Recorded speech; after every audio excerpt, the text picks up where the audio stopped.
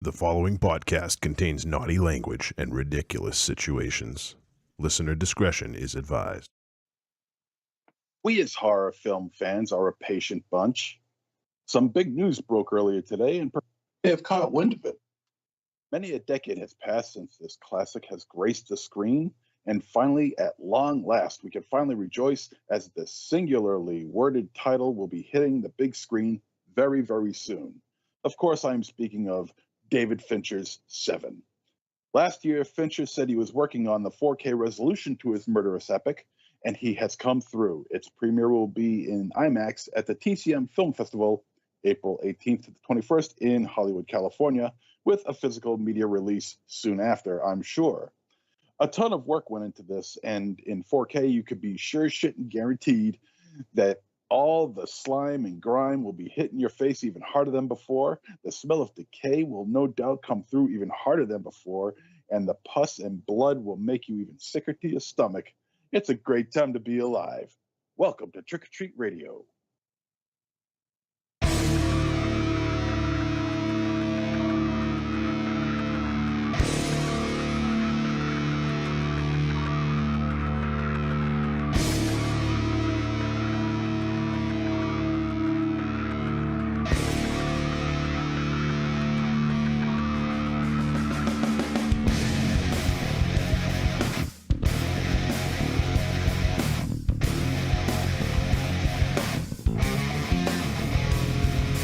Welcome to episode 608 of Trick or Treat Radio.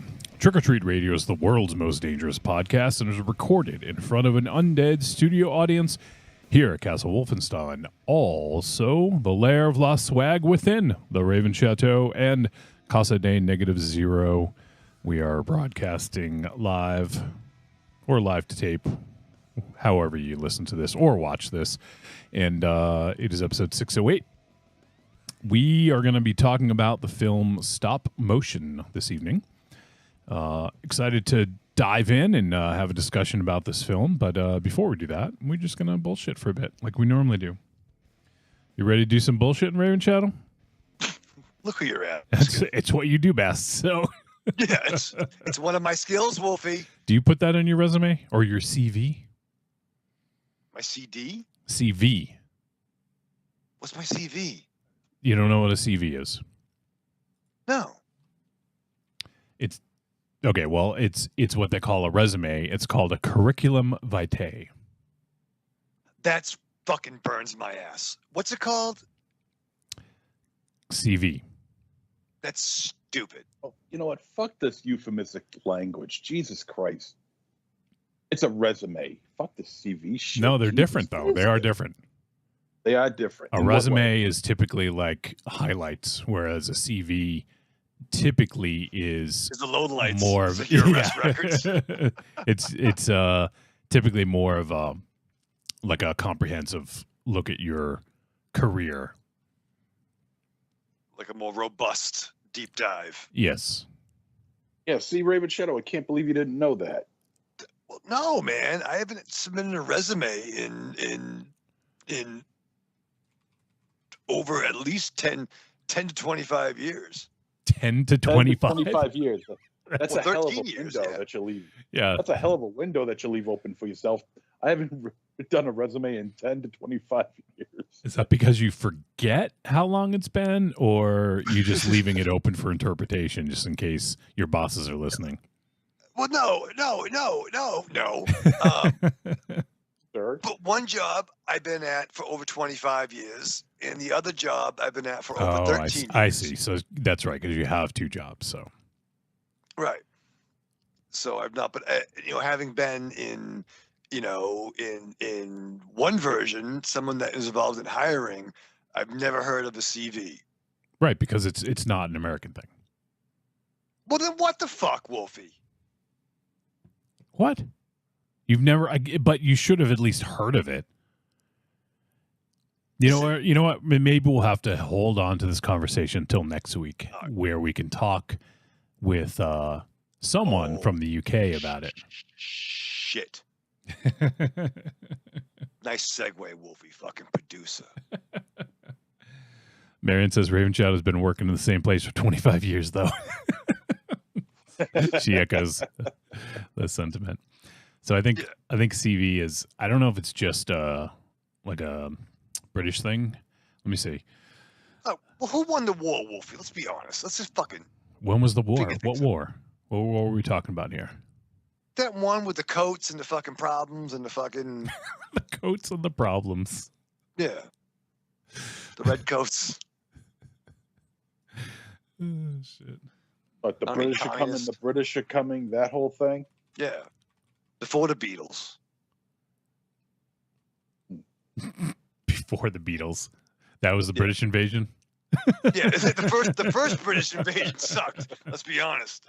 Mistakes were made. We're sorry. Well, you know what? The second one wasn't that much better. So come on,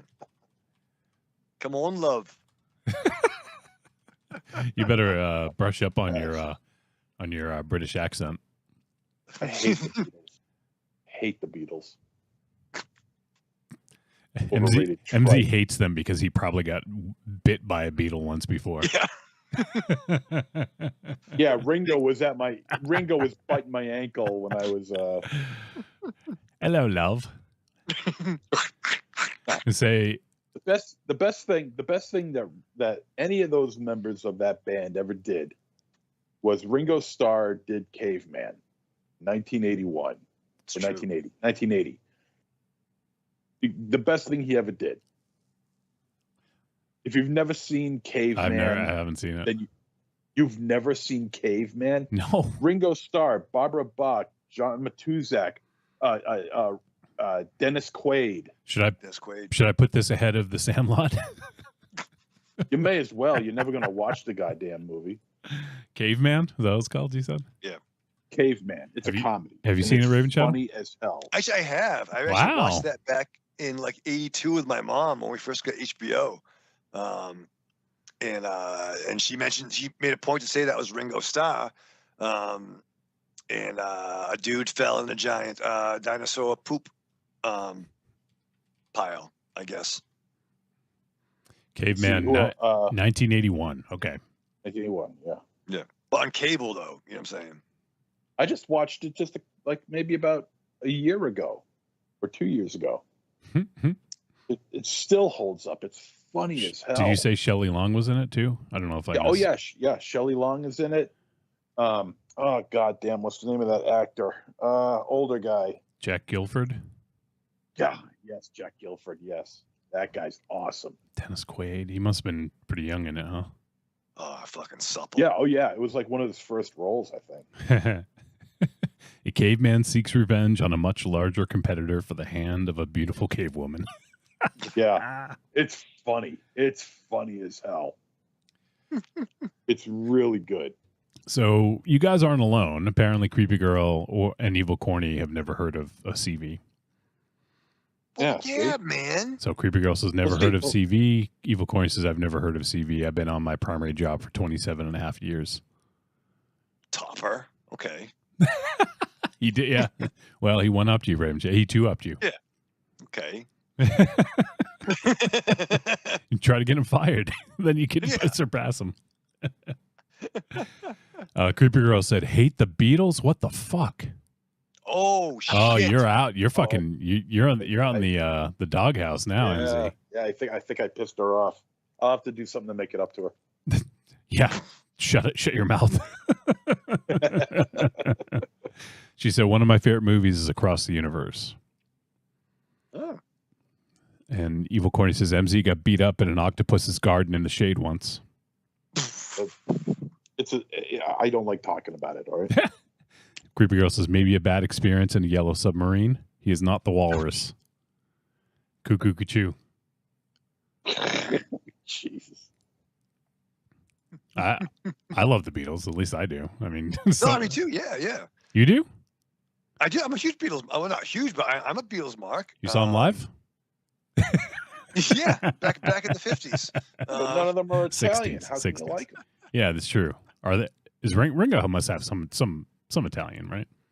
I don't know. What are you gonna do? But actually, my first exposure to the Beatles was actually in Three's Company.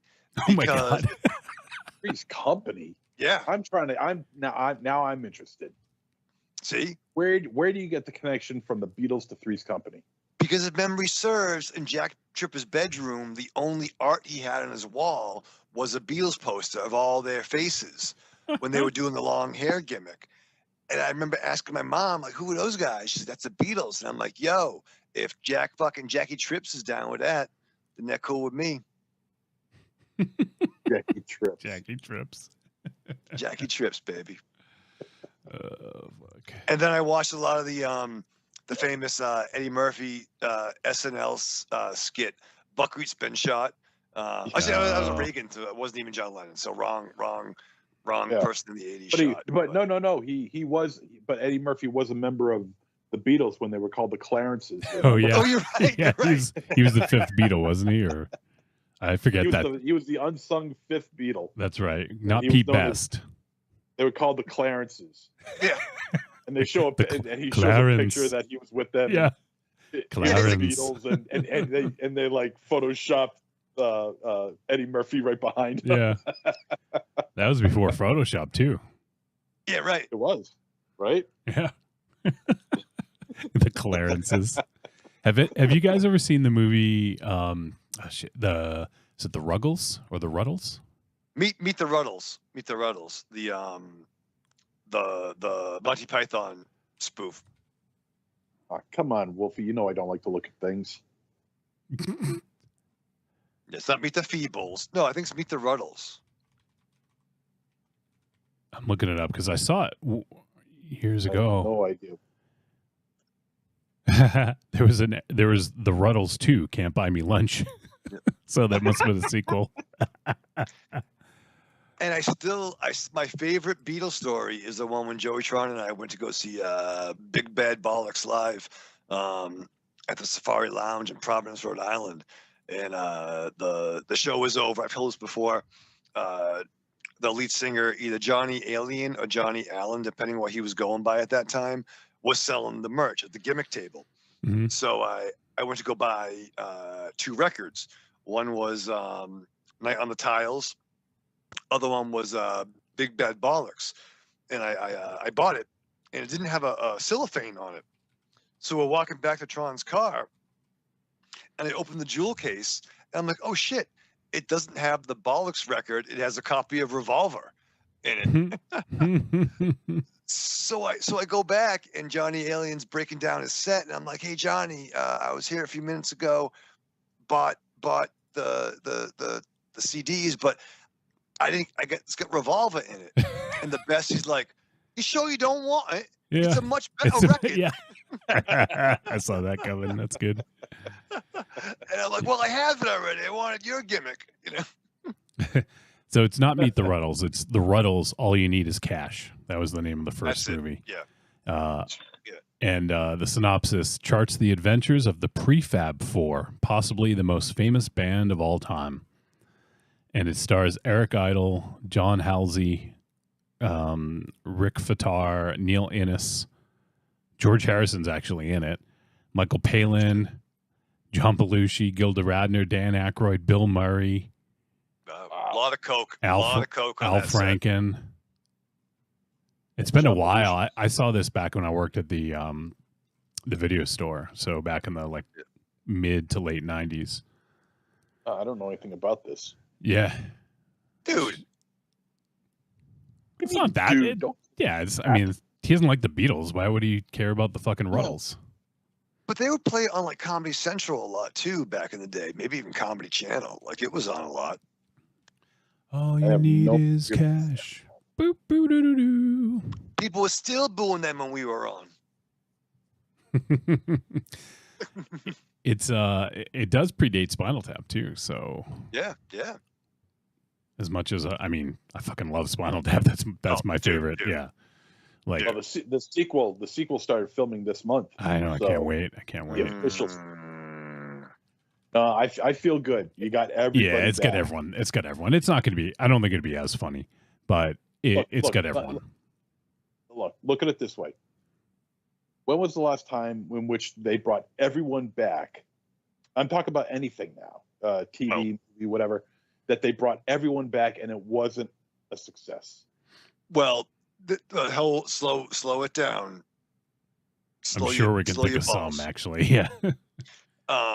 I will. Here's the thing. Before balls. we even get to that, because I feel there's something topical, but I will say this: like, I mean, the Christopher Guest movies, I think, are all winners. Yeah, all amazing. You know, so that's a different. Hey, what happened? What happened? like, give me the fucking busy bee. You know, like, I'm a hound dog. All Christopher Guest is fucking killer. Yeah. In terms of bringing the band back. Coming to America was fucking painful. The sequel was painful. That's. Okay. I haven't seen the sequel, but I haven't heard a single good thing about it. Yeah, that's fair. So that's a good one. The only good thing about the sequel was Wesley Snipes as like a blood diamond in general. Yeah. Playing the father of the girl that Prince Eddie Murphy didn't marry. Okay. All right. Oh, all right. That's pretty good. That was literally the only good thing about it. I mean, I look at like Fuller House from Full House. You love Fuller House. It was funny. I enjoyed it. I watched all 5 seasons. Jesus Christ. 5? 5? What seasons. The fuck? Yeah. Who even knew there was a second? I mean, there were only 10 shows per season, but still, I mean, that's 50 episodes. And also Wet Hot American Summer, the 2 Netflix series. So I didn't see those. 2 different. Yeah, I didn't see the series either.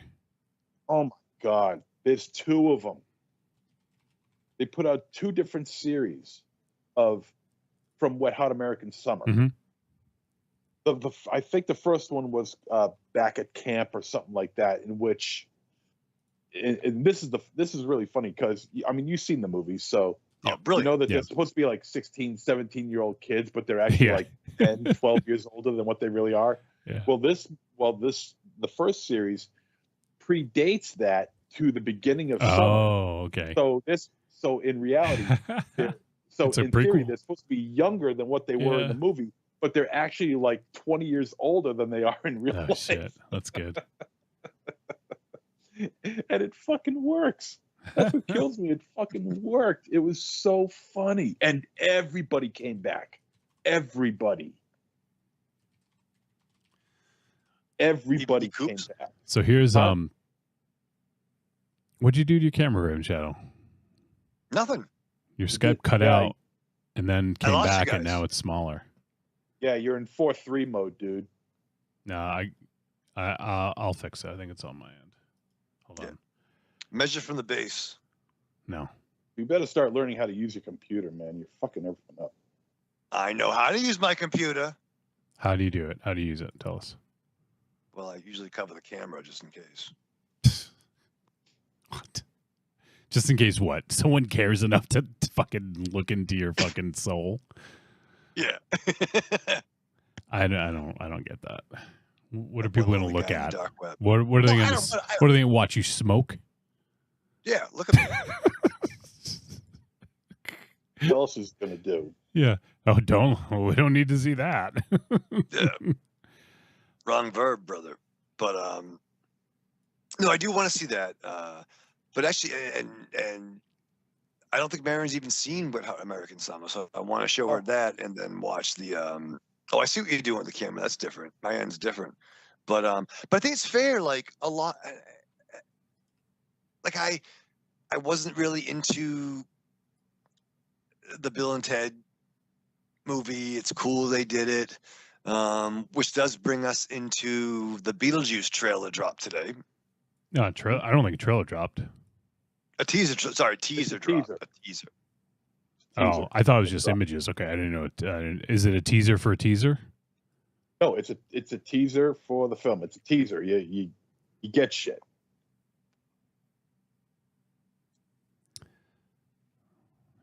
I'm trying to fix your fucking camera here. What the fuck? You know, it teases you a little bit, which is exactly what a teaser does, and I'm hooked. I'm already hooked into it. The synopsis actually dropped for it too. If you don't mind me reading it. Let me see here. Let me dig up the synopsis here. The official plot synopsis. Let me get my glasses. Christ. Look at that! That's the Oh, you're making fun of me. That's the only way. That's what I was doing. It's the only way Right, that he looks old is when he has to wear his glasses. I am old. Here's the official plot synopsis. After an unexpected family tragedy, 3 generations of the Dietz family return to Winter River. Still haunted by Beetlejuice, Lydia's life is turned upside down when her rebellious teenage daughter, Astrid, discovers the mysterious model of the town in the attic, and the portal to the afterlife is accidentally opened.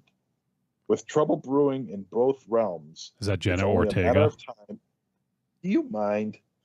It's only a matter of time until someone says Beetlejuice's name 3 times, and the mischievous demon returns to unleash his very own brand of mayhem. Doesn't really sound like much of a plot, really. Yeah. It'd be great if nobody said it and they say this motherfucker's got to go, and they just broke the fucking shit and they left. Yeah. But from the teaser, that's what I got. I mean, it's no spoiler, but there's a funeral. I would assume it'd be somebody who I'm not sure if still with us, but may be problematic.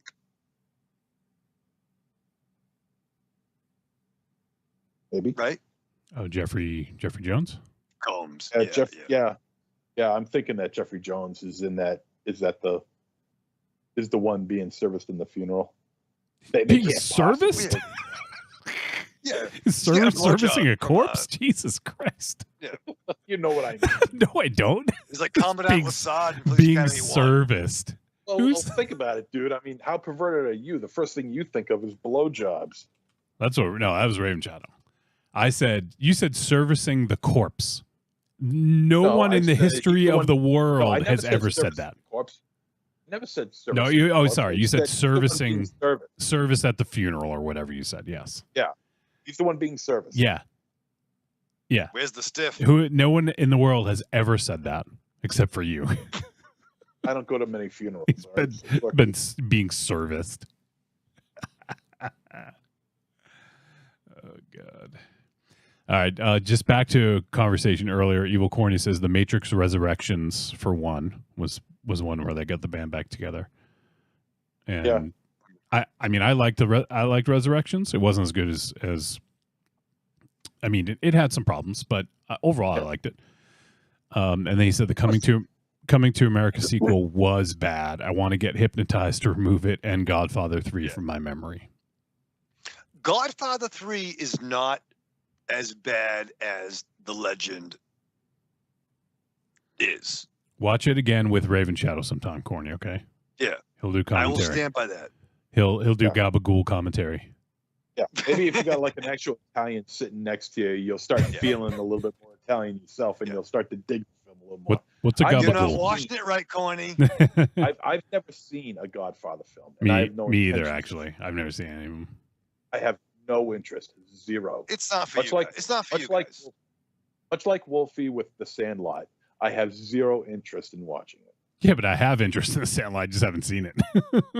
Jesus, that makes it even worse. Dude. I have come through and watched. Shit. You watched Barbie recently. I know. The Blob. You watched Barbie. The Blob for the first time. Beware of the Blob. Blub, blub, blub, blub. I watched the Blob remake for the first time. I'd never seen it before. Mm-hmm. Finally got on a rocks, and it was awesome. Okay, the practical effects were just fantastic. Wait, was it the one with Superman? Dean Cain? No. What's Smallville's name? No, he was in the Blob. He was in the Fog. Oh, the Flob. He was in the Flob. The Flop. The Flog. I haven't seen any of those remakes, so I got them confused apparently. That sucked. I had some condition going on at the time where I need to recover, And I watched that, and I'm like, oh, it's just so bad. Like, just fucking punch the fog. But no, the Blog 2 remake had Blog. What's his face? Johnny Drama from Entourage as a leather jacket mullet. I don't fucking know who that is. Guy. All right, let MZ finish. He was talking about the Blob. We went off on a tangent. Go ahead, MZ. No, I was just saying I watched the Blob, an 80s classic that I've never seen. Oh, I finally watched. You said the remake, so I thought you meant the remake in the 90s or whatever, the 2000s or whenever that came out. There was another one? There wasn't a Blob remake. There wasn't? What am I thinking? I don't know.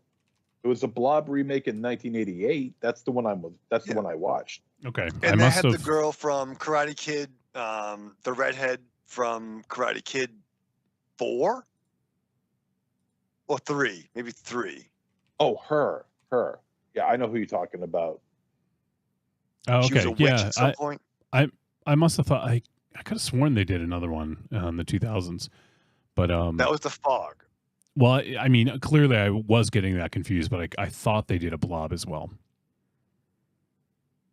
But I don't. But it was awesome. I don't see one. The effects were amazing. Well, Shawnee Smith was in it too.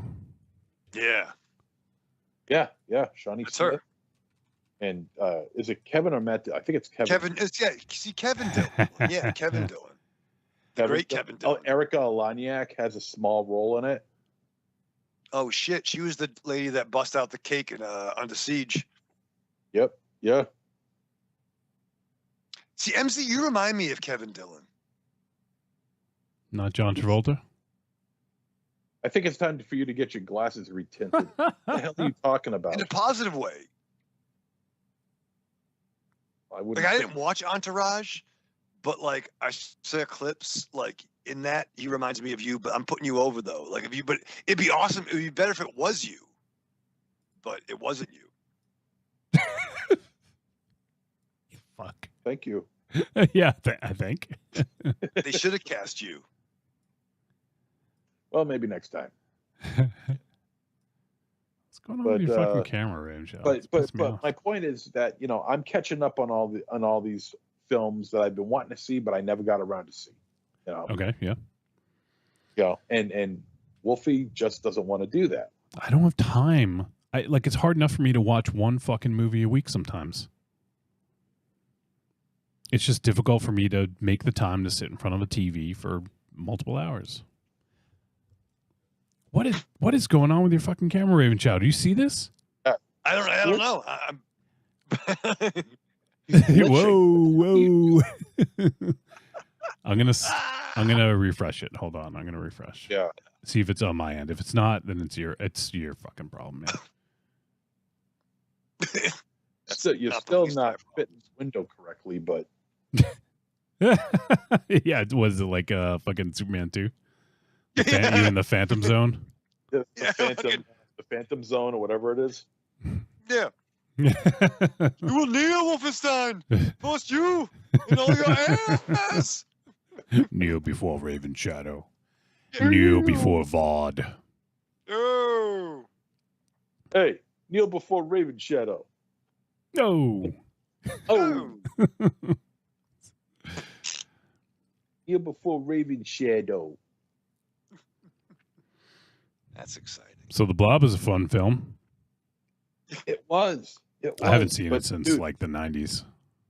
You got to get around to seeing the Sandlot. I can't believe a big baseball fan like you. I'm not going to let this go. I'm not going to let this go. I will not allow this to die. I want not Raven Shadow. I want Wolfie to watch. Yeah. The Sandlot. And while we're at it, I want you to watch The Sandlot too. Have you never seen Raven Shadow? Not part 2, but The Sandlot also. Raven Shadow hung out with The Sandlot. Yeah, I don't need to see it. They're my friends. You lived it. Okay? I don't not your need friend, to see that. Okay? You didn't even bring up Dennis Leary, okay? Oh. I lost all respect to you with that. You didn't even bring up Dennis Leary in his fucking hometown where he was birthed, and you don't even bring it up. Dude, don't fucking tell me about Dennis Leary. His fucking Like, I have close fucking proximity to fucking Dennis Leary where I am right now. Like, not for nothing. Yeah, What does that and mean? so were they. The only thing is that you didn't bring it up. Is he your Anybody neighbor? else Friends in the that- I'm not going Sandlot to say are it's okay completely- with that. I'm not going to say it's completely your fault because everyone else there dropped the ball too. You know, it's not completely you. Everyone else there dropped the ball Not completely. on Dennis Leary. What the fuck are you talking about? I'm saying that the fault of you or anybody for that matter God, your not fucking telling camera. Sandlot kids that they were in Dennis Leary's hometown is not entirely your fault. But they The live entire- near Yeah, us. One of them It's their hometown too. works at Lowe's. The entire staff Like- is at fault for this. He sold me paint. They are local. The two of the big motherfucker, they're local, I think. You're saying that two of the kids from the Sandlot are local Yeah. boys? They went to fucking. they? They went to fucking shop. Well, I mean, it was a paid gig. It wasn't. They weren't like. Yeah. They weren't like browsing the racks. We're like, come here, sit here. Yeah, Come can you give me here. a deal on this record? But No. no, but they were big. They were big comic. They were cool. They cool. They liked my Jesus from Big Lebowski costume. Well, who wouldn't? That was good. I will give you credit on Yeah. that. That was good. Big pop. Big pop. We But got you some dropped plans for it. this year. We were thinking about doing Crisis on Infinite Kurtz. We were gonna all do different Kurt Loaders? Russell movie characters. Oh, I thought you were gonna say Kurt Loader. Since we're on the subject of Worcester, Massachusetts, Wister. I suggest that you get around to watching the two series Netflix series of Wet Hot American Summer, because they even have H. John Benjamin on there. And Oh H. yeah, John he's from. Benjamin, Yeah. We talked about that recently. So there's that. Yeah. Or are we gonna wait until Bradley Cooper shows up at your store and forget to tell him that H. John Benjamin is from Worcester? I was there when Bradley Cooper was filming fucking The Departed. Not Departed. Fucking American Hustle. Yeah, when they Wet they shot American that. Hustle. Wet Hot American Wet Hustle. Hot American Hustle. Yeah, boy. Yeah, and he fucking blocked traffic. We couldn't fucking cross the street. to He fucking blocked get back to traffic. work. He was like putting up his hand, like blocking traffic. No, they had blocked. You know where the owl shop is, right? Yes. Like, I remember the story. yeah. Well, I'm just telling you. Yeah, but I don't know it. Because you I forgot. heard it. You just didn't care. Yeah, he told the story years ago. You were on the show. Yeah. Years ago, of course, I should remember that. Yeah, you should. I'm on all the movie sets, dude. All the movie sets near your work Yeah, for the last I'm all of 25 them. years. Yeah. you're on the set of that's what we got to. You got to rent out these movies and see if we could spot Raven's shadow lurking in the background Yeah. of every. To be fair, that Yeah. Bruce Willis piece of shit, The Surrogates, was filmed not too far. Are you in it? You know, movie Night and Day with Tom Cruise and Cameron Diaz. Tom Foos. Tom Foos. There's a plane taking off. You can see Raven's shadow in the background. Hey guys, have fun storming the castle. Tom Foos. Tom Foos. Jesus. Let's check the chat. Anything else? It's a good show. Corny says MZ looked like Bricktop from Snatch with those glasses on. Wow. How about that, Linus? What do you think of that? Creepy Girl says, "What the fuck? Now you're dissing Godfather? My Italian blood is boiling." Wow, the Excuse- Beatles. Excuse me, babe. You're Irish, okay? Oh, You're not, Are you not gaslighting Italian. her? You never told me you were Italian. You always tell me you're Irish. Are you mansplaining her ethnic background? Yeah, Yes, I am. I'm Bricktop. I can do whatever I want. Bricktop. I'm the Juggernaut. I'm the Bricktop, bitch. I'm the Bricktop, bitch. Oh, shit. Corny says part 3 isn't real good. Talking about Godfather. Corny, listen. Creepy Girlie says Blob from 80s is amazing. It is. Corny says the Steve McQueen one is good too. It's okay. It's okay. Wow. It's okay. It's not the worst film in the world, you know. Well, I mean, the It's miniatures better are than really Van painful. Helsing. Well, that's true. I mean, the miniatures are really painful, you know. But I mean, it's okay. Steve McQueen's done better films, but yeah, it's okay. He's up and coming. It's better than Van Helsing. That's you go. true. I haven't played that clip in a while. All right, I'm so sick of seeing Jason Momoa. Oh, crap. I'm Alex West. Crap, I hit the wrong button and started playing the break. Oh shit! I was trying to get rid of that. Go ahead, MZ. Sorry. No, I was just saying, I'm so sick of seeing Jason Momoa in those T-Mobile commercials. I I've had it haven't up seen to him. here. I haven't seen him in any of them. God. Well, you don't watch TV apparently. You're too busy. Not really. Well, I think you are busy, but Wolfie doesn't watch terrestrial TV. Like, MZ doesn't have cable anymore, right? Nope, no cable. I haven't had cable in 4 or 5 months now. 4 months, I think.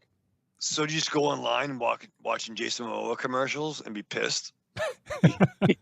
Yes.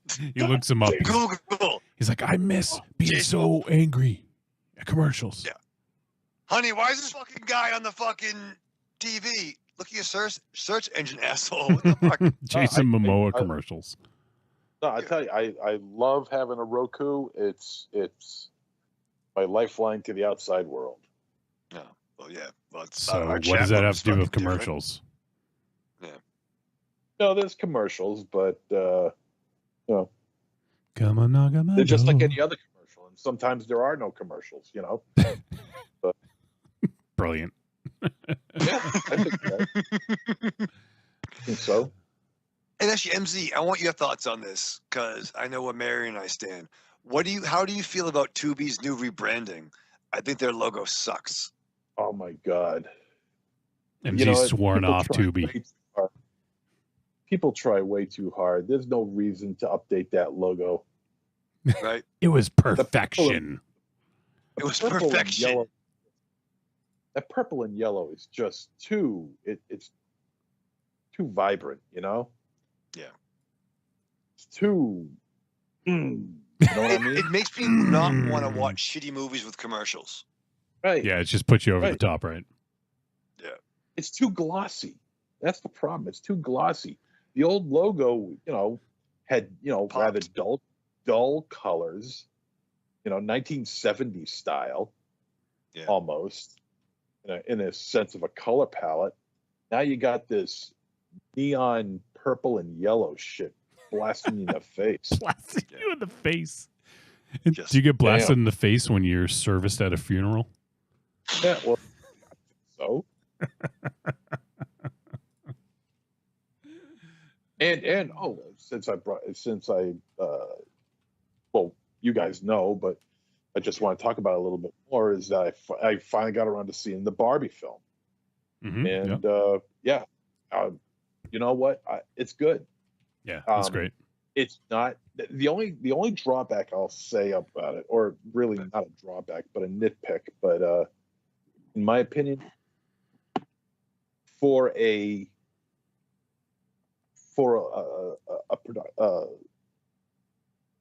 product that bases itself a lot on the imagination of young girls and what they could do with Barbie and things like that, you know, and the sky's the limit. Your imagination as far as your imagination could take you, with Barbie, and do whatever you want.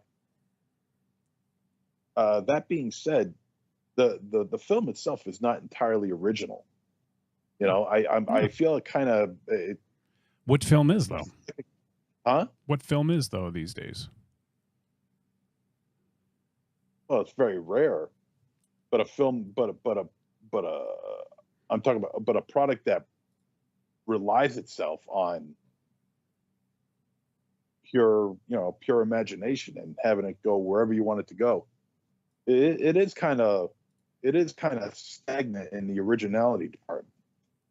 And I kind of wish they didn't go into the real world. I really wanted it to stay in the Barbie-verse. But Margot Robbie was good. What was his name? Gosling. I thought he was good.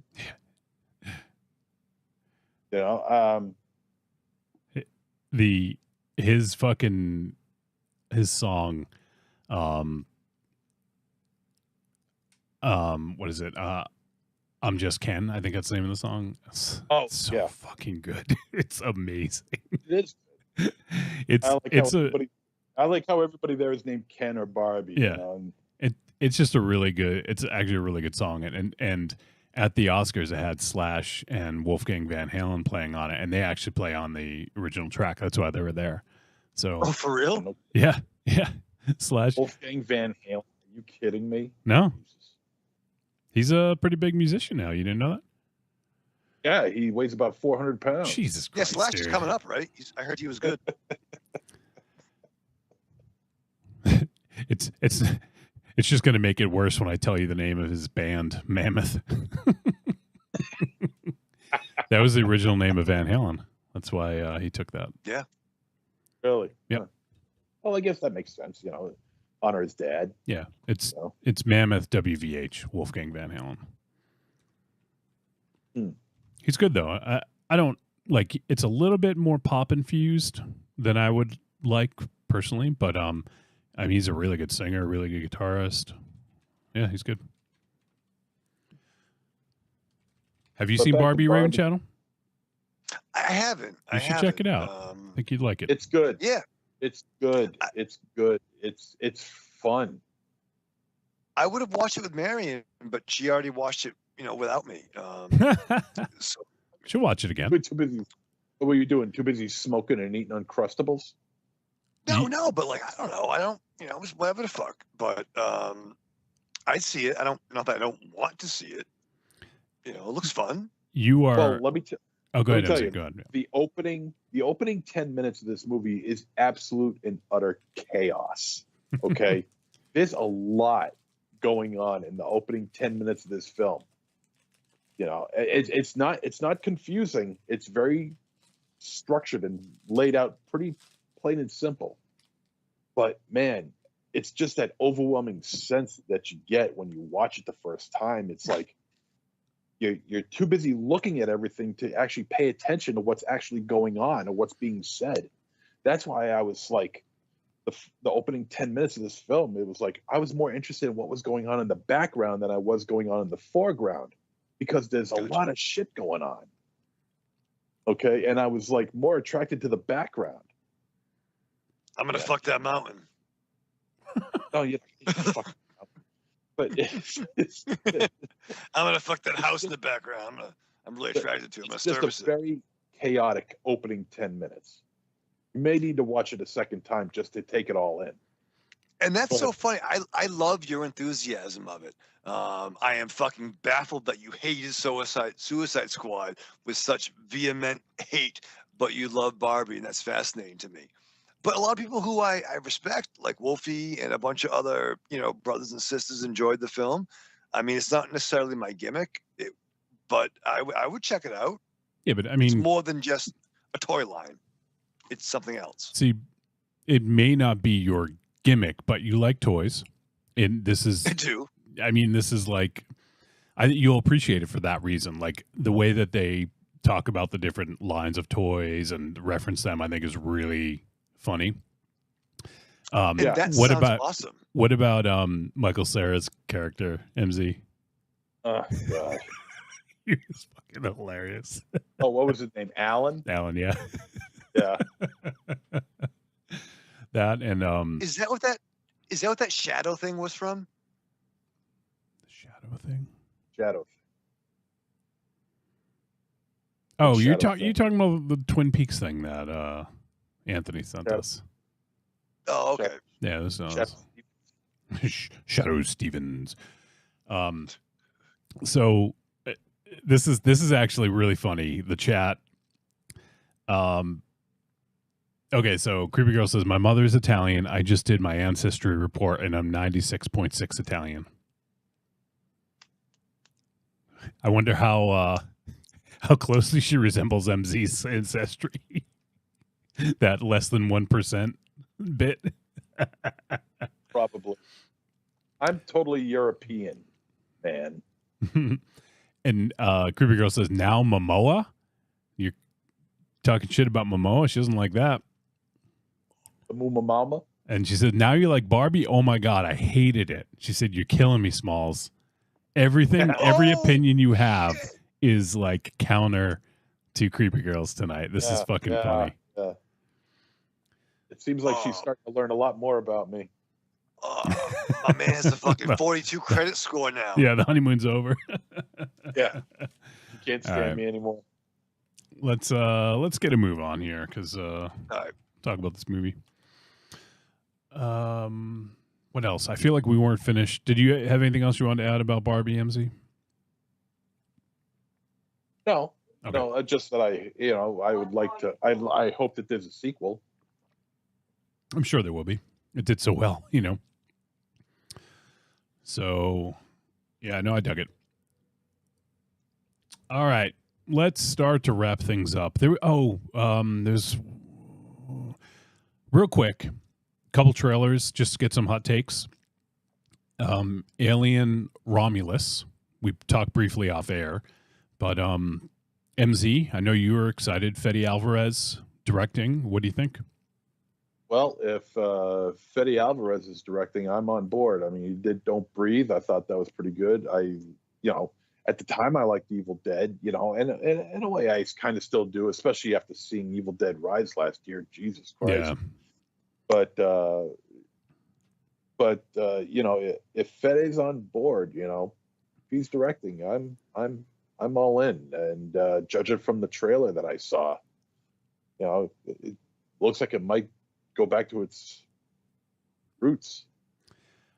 I think MZ, I think you should make a film called Fede Drives the Bus. What do you think? I'll get started on it immediately. How about you, Raven Chat? Any thoughts on Romulus? I thought it was dope. I thought it was really cool. I love the blood in the like cryo chamber thing. It looked really cool. Now, and forgive me, I thought they were pushing a Aliens TV show that was going to kind of negate all the stupid shit in Prometheus and the other stuff. But who knows? There's been movies that have been announced, like the Neil Blomkamp movie that never happened, and so who knows? But I thought it was cool. I mean, is it going to be another xenomorph on just a ship and people running around? But it had the high spots. The name of the movie was originally going to be Xenomorphs on a Ship, but they couldn't get Samuel Jackson to say it, so someone get these motherfucking xenomorphs off this motherfucking spaceship. I want fucking Mace Windu versus the fucking xenomorphs. He's still alive, right? No. What, Mace Windu? Yeah, he's still alive, right? Oh. Tell Rocky he's still alive. Rocky, he really likes Mace Windu, and he wants to know that he's still alive. So tell him. I don't think he is. But no, it looked badass. It looked cool. Yeah. The other one I want to talk about very briefly. I want to do this fucking movie when it's on VOD. Like I'm just gonna pull a fucking. I'm gonna throw my weight around. I want to do Monkey Man. Have you guys seen the fucking trailer for Monkey Man? Holy fuck, does it look incredible. Yeah. Have you seen it, Raven Shadow? I want to see it, so I don't want to. Okay, gotcha. I want to. It's produced by Jordan Peele, but it's written and directed by Dev Patel. He was in The Green Knight. He played the Green Knight. No, not the Green Knight. He played the main character. Fuck, what's his name? He's Segwayne. Segwayne. Guyan, yeah. He played him in that, and this is his directorial debut. And I didn't know, but he's like a fucking like martial arts master. So I think he's doing all his own stunts and doing all his own choreography and fighting and everything. So it looks badass. Boy's dope. Yeah, I can't wait. And looks like raid levels of fucking violence and fighting. So I just want to press play. I don't even. I want to go to the theater and see that one. Just come up here, Wolfie. To go to the fucking movies? We'll have a weekend. We'll have. What about okay, last one. Go ahead. No, you'll have a weekend. Wolfie would be driving up 4 hours to get there? No, 6 hours to get more there? like 7, dude. 7? You'll have a weekend. Yeah, I'll be in the car. Wolfie will be driving. Yeah, Raven Shadow would be fucking sitting on his couch eating a quesadilla. I'm in the car fucking driving. Yeah, that was awesome hanging out with Wolfie. Text me to get home, bro. So last one I'll bring up is there was also a trailer for the Furiosa film. Did you guys see that one? No? Anyone gonna fucking say anything? Anyone see the trailer? Didn't that already come out? This is like the prequel with because it was Fury Road. This is the Furiosa film. Yeah, the Fast and the Furiosa. That's pretty good. I haven't seen the trailer to it yet. Looks had incredible. The opportunity. Chris Hemsworth. Wait, you haven't had the opportunity. You've been busy.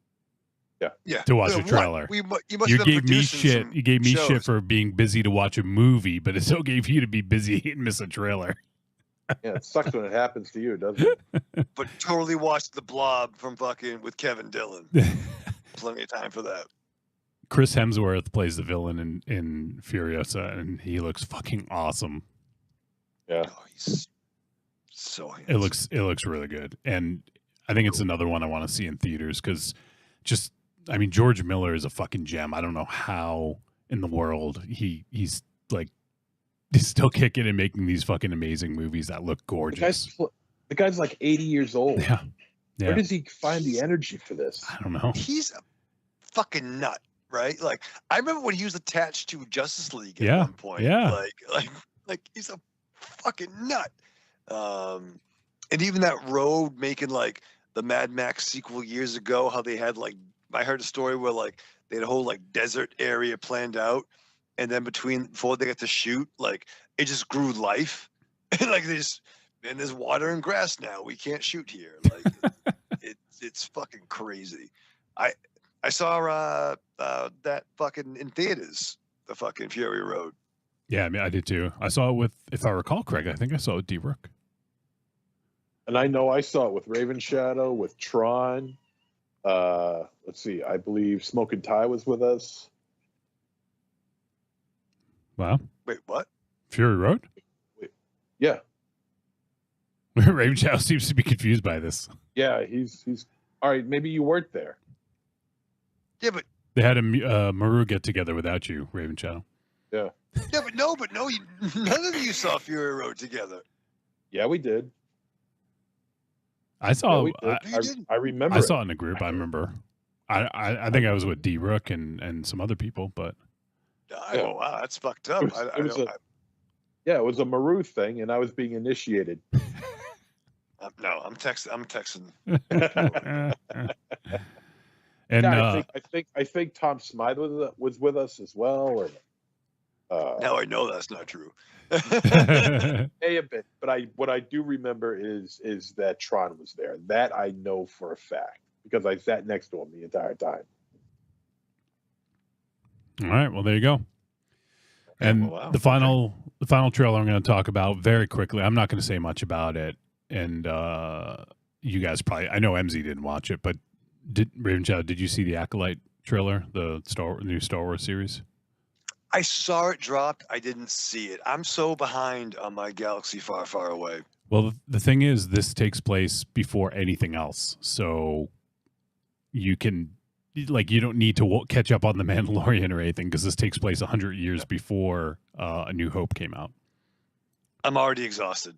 Okay, well, there you go. If you guys want to hear what I think, you can check out Force Uncensored. We talked about it for like an hour. So, all right, let's start the 100 years? Yes, it's in the High Republic.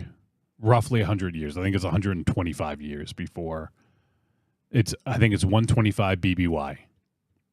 Oh, fucking shit. All right, I got to ask, what's BBY? The fuck before the Battle of Yavin. See, he knows. Christ's sake, BBY. But I love how 100 years after the fucking Acolyte Protection Agency fucking saves the galaxy. Well, I don't think they saved the galaxy.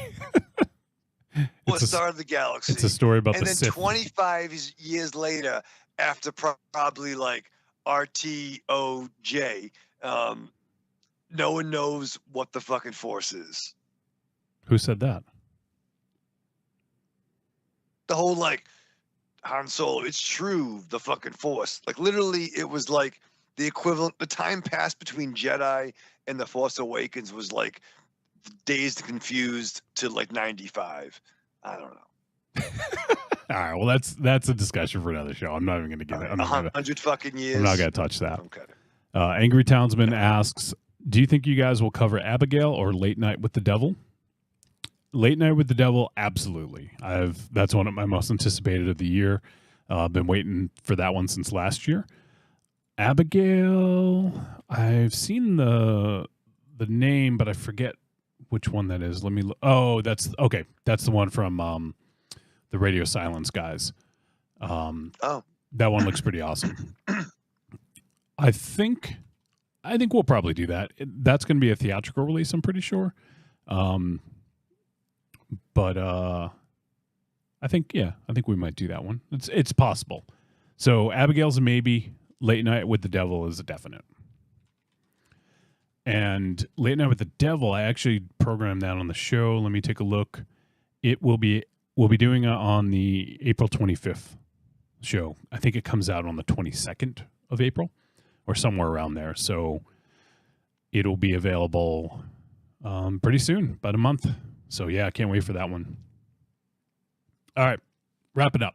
So if you guys want to support the show, there are a few ways you can do so. The best way is to do Patreon, patreon.trickortreatradio.com. You just go there and you can help support. You can pay, or what am I trying to say? You can support for as little as $2 a month. You can do that.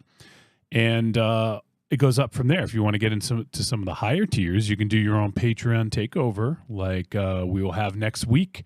We have a Patreon takeover. We'll talk about the details after the film discussion, but looking forward to that. Should be we're all going to be chuffed. I'll tell you that much. Are you brushing up on your CV, Raven Shadow, for next week? I'm looking forward to it, love. Bruv.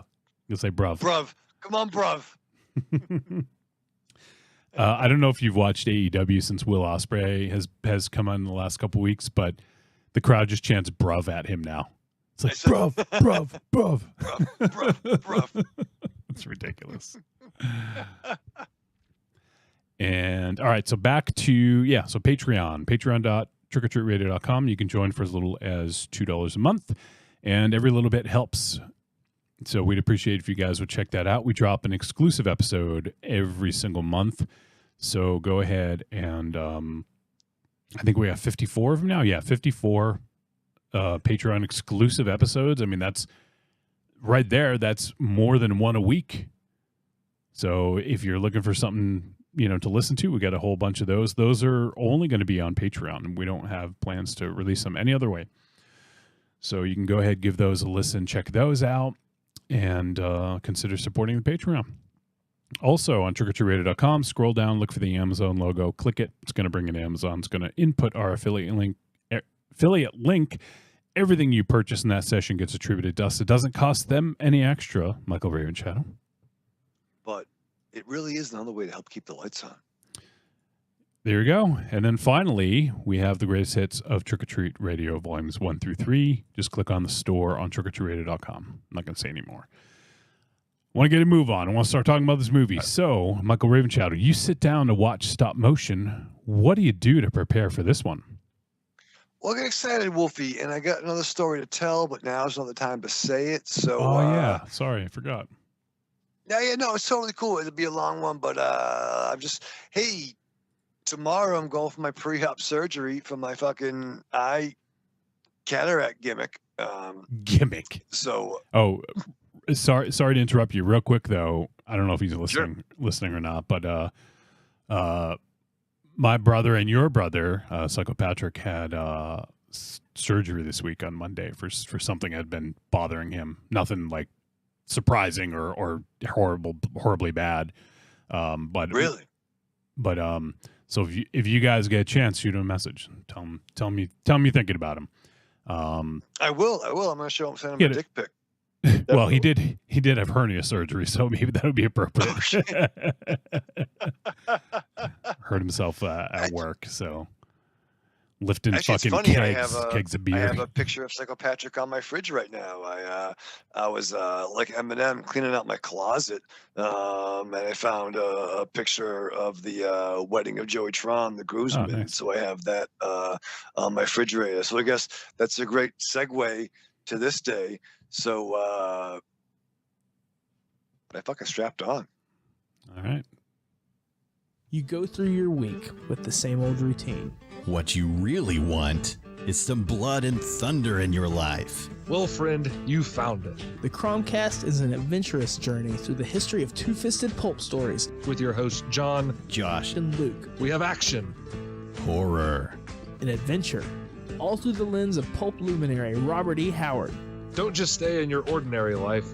find your pulp life at thecromcast.blogspot.com.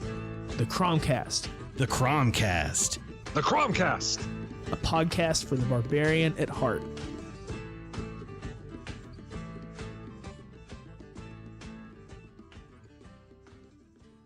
I'm Alex West, And I'm Andrea Subasati, and we're from the Faculty of Horror podcast. and you're listening to Trick or Treat Radio. Greetings! We are the Retro Reductopus Cephala Podcast, a bi-weekly show that celebrates all the things that made growing up awesome. He's right. We wax philosophic about lots of geeky crap like old video games and movies, toys, cartoons. I don't know, help me out here. Music, pants, quoting video games that don't have dialogues, shabibans, tasty news, Unnecessarily long Japanese onomatopoeia. butt breathers, uncomfortable nature facts. or how to install a thermoflange. And unlike all those other podcasts, we at Retro Reductopus have an exciting rotating host schedule. Do we? We sure do. So, if you didn't like the guy flapping his gums this week, Like me. worry not, gentle listener. Next week we'll have a whole new host. Of problems. Hey, they might still suck, but they'll suck differently. And you know what's really cool? Retro Reductopus is part of the Inebriard Podcast Network, with new episodes out every Tentacle Tuesday. Which is like every other Tuesday. We named it. Anyways, you can listen to us at iTunes, Google Play, Spotify. I could be Stitcher, standing or outside a Stitcher. woman's prison in a fistful of 50s and a bouquet of dildos, and no woman would come near me. Do you that? bouquet of dildos?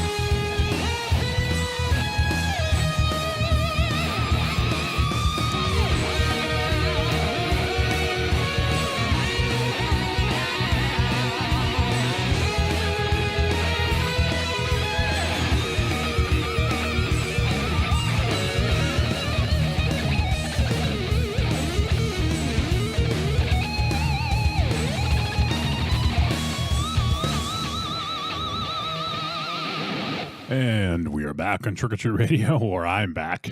It's always funny on the live video when I say we're back and it's just me. But we are going to talk about stop motion. Let's see here. While these guys are away, let me check the chat again. Corny says that House of the Dragon trailer dropped as well. I did not notice that. I didn't see the first season. Corny, is it worth watching? I watched Game of Thrones, but I don't know. Just was kind of Game of Thrones out, so I didn't watch any of that season. But he also says, "Are you going to be like Cyclops, Raven Shadow?" Oh, I guess that's for Raven Shadow when he gets back. I'll wait till he gets back. Okay. Well, must have been a hell of a shit, MZ. No, just kidding. actually, that's a piss. Hell yeah. What the hell of a piss, Arnold? I love that movie. I know that dude. That's a movie that could use a sequel. Actually, it doesn't need really anything, but I would like to have it. Get the whole band back together again. Imagine Sean. 50 years later, why not? You think Sean Penn would do it? That'd be dope. Stacy, I came again. A lot harder this time around, but I did. It was just dust. I'm too old. Corny has a question for you, Raven Chow. Are you going to be like Cyclops? Remember, that's a force beam. After the surgery, he says, are you going to be like Cyclops? I hope so. I can pick, from what I'm told, I can pick my level of sight, maybe sight beyond sight, for those Thundercats fans. But I just want to be able to second to sight. Yeah, I just want to be able to see far away. I just want to be able to read my comics still. That's all I care about. Yeah, that's really what I want to do. But I'm thinking I'm going to go with the just have glasses for like reading, but I'll see everything else without, and probably still get like fake glasses like RJ City maybe just to have, because I'm used to it. Are you getting LASIK? No, cataract surgery. Okay, I don't. But I'm telling you, they'll be a fucking special. But I get like lenses put on. It's a whole fucking thing. Oh, okay. I'm gonna see Dr. Bling tomorrow at 2 p.m. So stay tuned. Dr. Bling. Dr. Bling. All right. Well, yeah, keep us abreast, Raven Shadow. Ugh. Corny says Matt Smith is good in House of Dragon. Definitely worth a watch. All right, maybe one of these days. Maybe one of these days. Who knows? All right, well, let's talk about our movie. We're going to be talking about stop motion. And this horror film is 93 minutes, rated R. It is directed by Robert Morgan, and it is written by Robin King and Robert Morgan. And let's see here. It stars Aslan Franciosi. I always mess up. It looks like Aisling, but I think it's Aslan. I think is how you say that. So I apologize if your name, if that is your name and I'm butchering it. Aslan Franciosi, Stella Gonnet, Tom York, not the Radiohead Tom York. Oh, that's funny. Why? Because that was Marion's thought at the end of the film. Oh, that's funny. That is funny. Yeah. Holy shit, that's funny, Raven Shadow. All right. It also has Therica Wilson Reed. Therica? Yes. We're coming to a Therica. Kaylin Springall, Brigitta Roy. Yeah. That's it. Okay. Synopsis: a stop-motion animator struggles to control her demons after the loss of her overbearing mother. All right. So we have actually seen some work from this director before. I remember the seeing his short in ABCs of Death. Was it 2? I think it was 2. I'm trying to pull it up right now, but IMDb is just chugging along. I don't know why.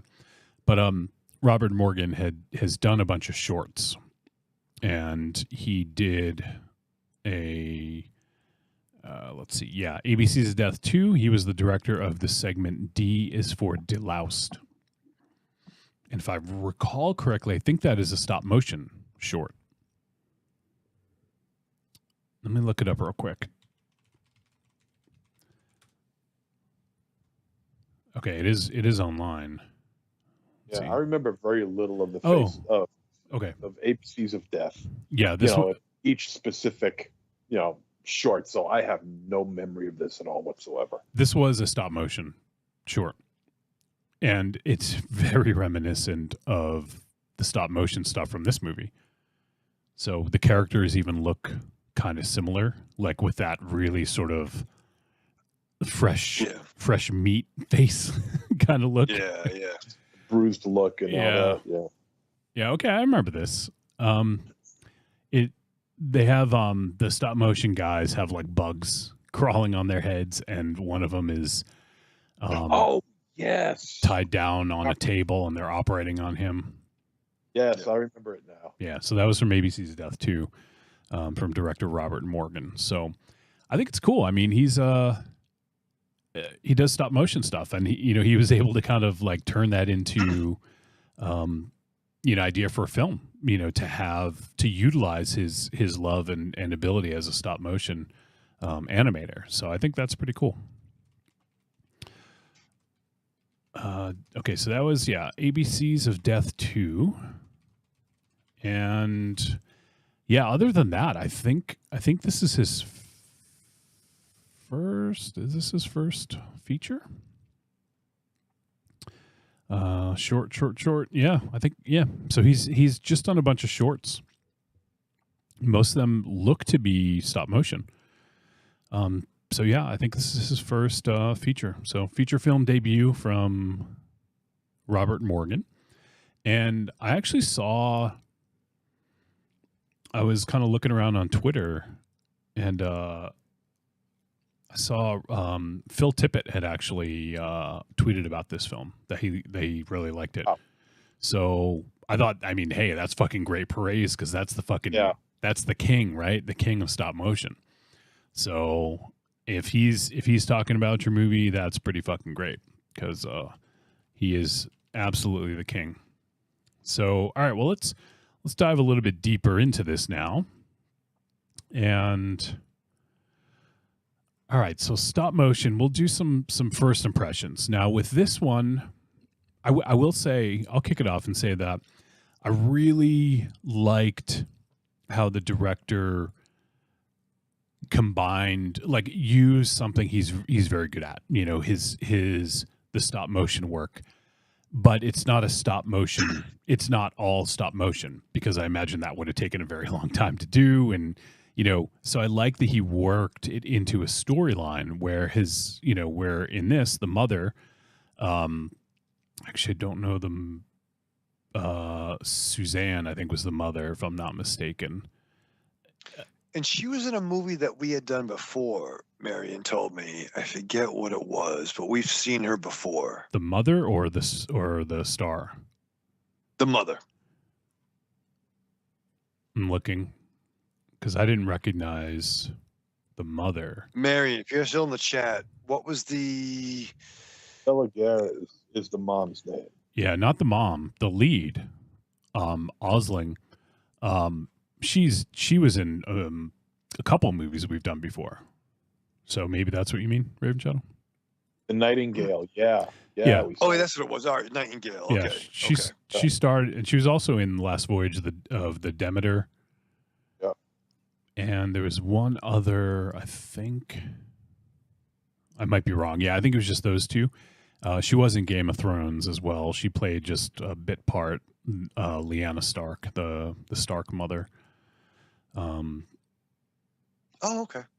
Like, I think it was was it the grandmother? The grandmother. Yeah, that's it. That's a grandmother. Yeah, because there's a flashback. yeah, so she's looks like she's in a few things coming up here. She's got 3 movies coming up. But yeah, so we saw her in The Nightingale, and then also in Last Voyage of the Demeter. She played Anna. I don't remember that character actually. I don't have too many fond memories of that movie. Yeah, So you're better off forgetting it altogether. Really. yeah. All right, so yeah, so I liked the combination there, and I liked how the story developed, like how they sort of overlapped. Like we have it's sort of like life imitating art in a way, or art imitating life, I guess. And clearly, there's a lot of really interesting. He's saying interesting is kind of it's kind of generic to say about this, because yes, it's interesting, but it's very, there's a lot of depth to it, and I feel that there's a lot of utilizing like metaphor or visuals to sort of talk about a greater thing, like grief, or in this case, like her mother calling her puppet was, I thought, really interesting and telling, because puppet. Because, and there's even a scene, just without giving too much away, where she says that you're just a puppet, like you do what people tell you to, you don't know how to go about and do your own thing. And that's not just true of creatively, it's true in life. Like there's, sort of like she's very codependent. And so I liked how they tackled a lot of these subjects and related them back to the film that she was making, the stop motion film that she was making. And I thought they did a good job of blurring those lines between art and reality, when some of the stuff that was happening in the movie was like seemingly happening in real life. And yeah, like it's one of those films that I think there's some genuinely scary, good horror stuff in this. And I thought the stop motion figures looked awesome, like really unique, cool look to them. And, I haven't seen a ton of stop motion lately. I know there's not a lot of it, but these to me had a very distinct look. I liked the way that they looked. And I also liked her performance. I liked Osling's performance as this character, because it is sort of a little bit of a difficult role, where she is playing this kind of almost sheltered daughter. And then when she's able to sort of get away from the grasp of her mother, so to speak, when her mother has an accident, then she just starts to kind of start living on her own, and she's able to explore what that's like. But I feel, she's been a puppet for so long that she doesn't really know how to even live, and is being taken in all these wrong directions. And I think that's kind of the point of it. It's almost like she's letting other people animate her life, as opposed to her taking control of her own life. She's just an avatar for other people to move around. So I liked that combination of that working its way into the art of the story of her making her film. So yeah, like this is a cool concept. We've seen things like this, but this one felt, I don't know, it felt a little bit different. Like I liked that it sort of came out in a stop motion film, because we've seen stuff like this, like just for instance, like the Babadook, where there's things happening where you don't quite know if they're real or not, or if they're just kind of visualizations of grief.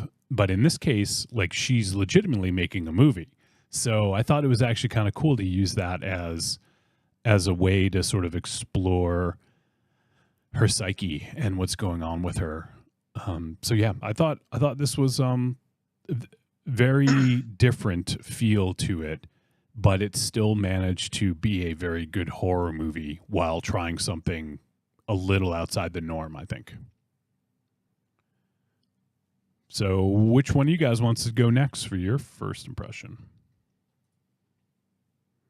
I'll go. All right. Go ahead, MZ. Yeah, I agree with the whole puppet thing, where she kept on calling her puppet. In a way, it's kind of like a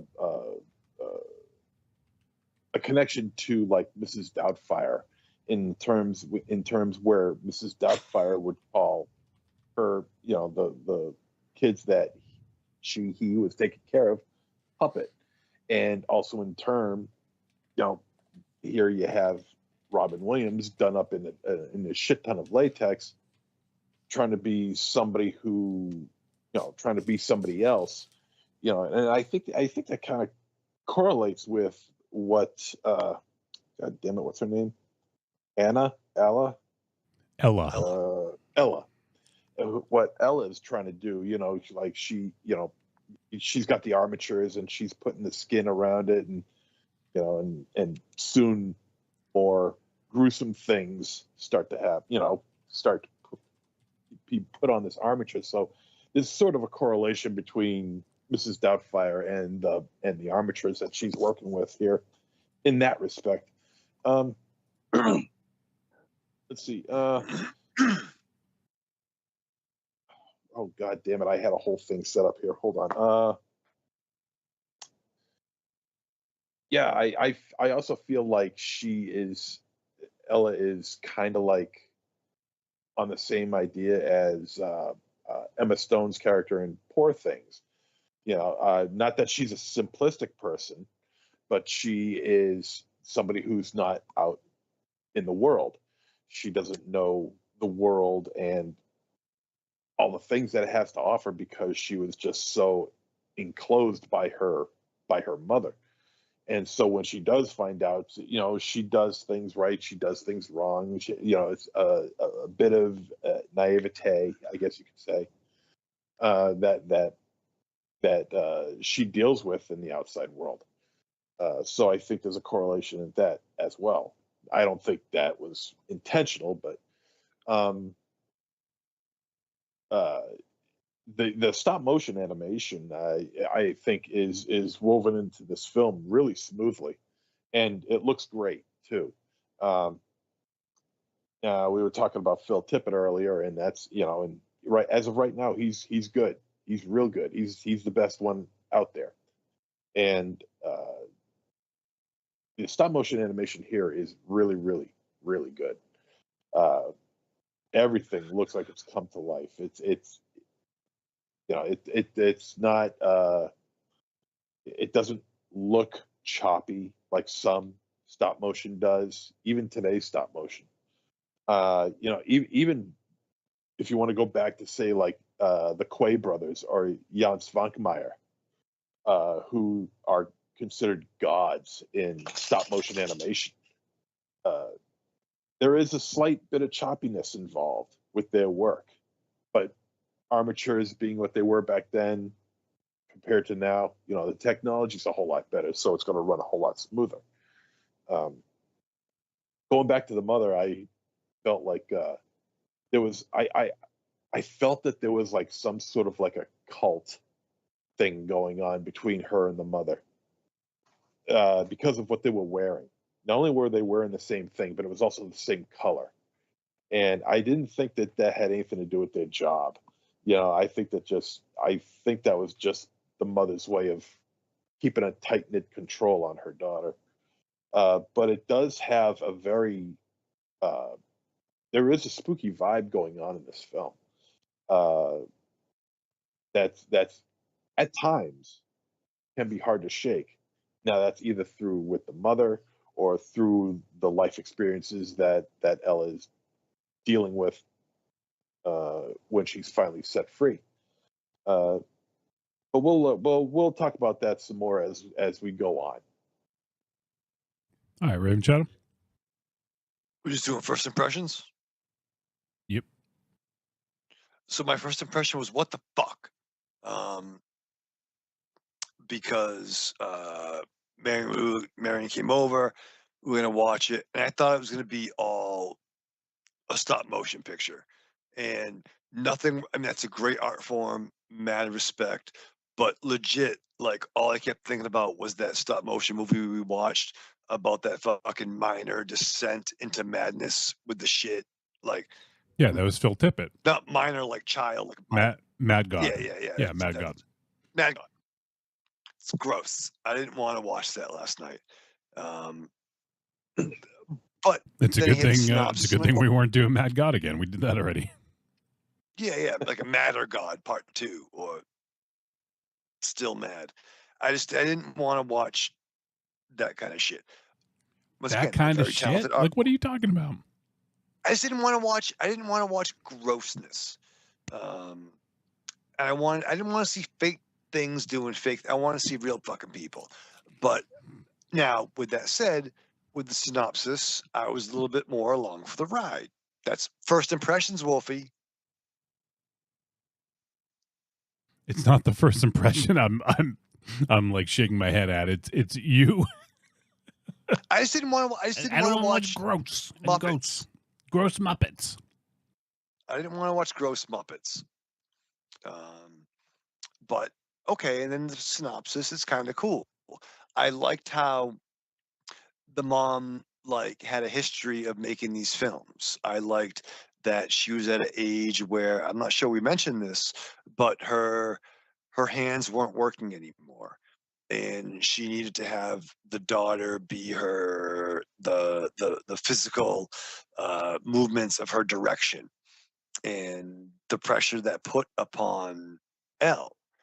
You know, like, I'm not saying that the mom was the Miyazaki of stop motion, but she had a reputation to her, trying to make her final film before she dies.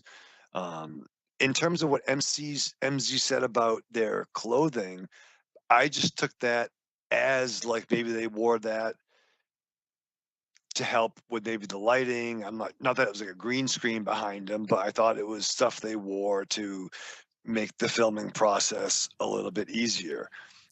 I thought that first. I thought because of the material, maybe it doesn't give off any lint or something, you know? Yeah, fair. Yeah, whatever it was, I thought it was the reason they wore that particular outfit.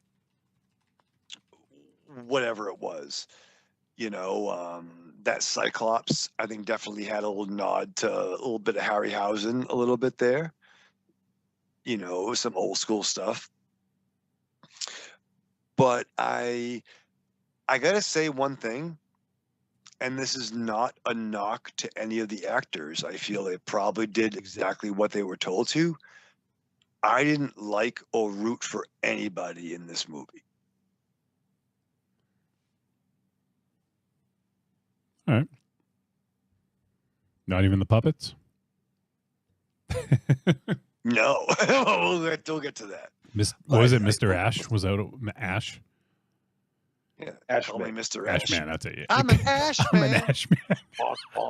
You are an ash. You're a cigarette ash man. Yeah, I'm the Ashman. Cause I'm an Ashman. I like to smoke them. I like to roll them. I like to puff them. I like to bum them. Cause I'm an Ashman. That's My doubly mama funny. buys them. My mama buys them. Cause she supplies them. Cause she's a neighbor. Oh man. She buys me lighters. I cannot fight her. The Foo Fighters. The Foo Fighters. Foo Fighters. Foo Fighters. All right. All right, so All right. I'm an Ash man. Yeah. Oh shit. So all right, well, let's dive a little deeper into this. So Raven Shadow didn't want to watch something gross. So in this we see, you know, we kind of already talked about this, but Ella is you know, she's, as you mentioned, helping her mom make her what will likely be her last film. And it's sort of that, like, I wouldn't call it like mommy dearest sort of relationship, but it wasn't, it was in that vein, right? Right.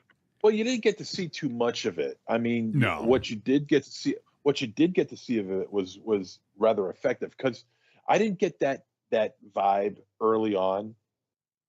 You know, it wasn't like, but I just didn't feel like it was something that could have been built up.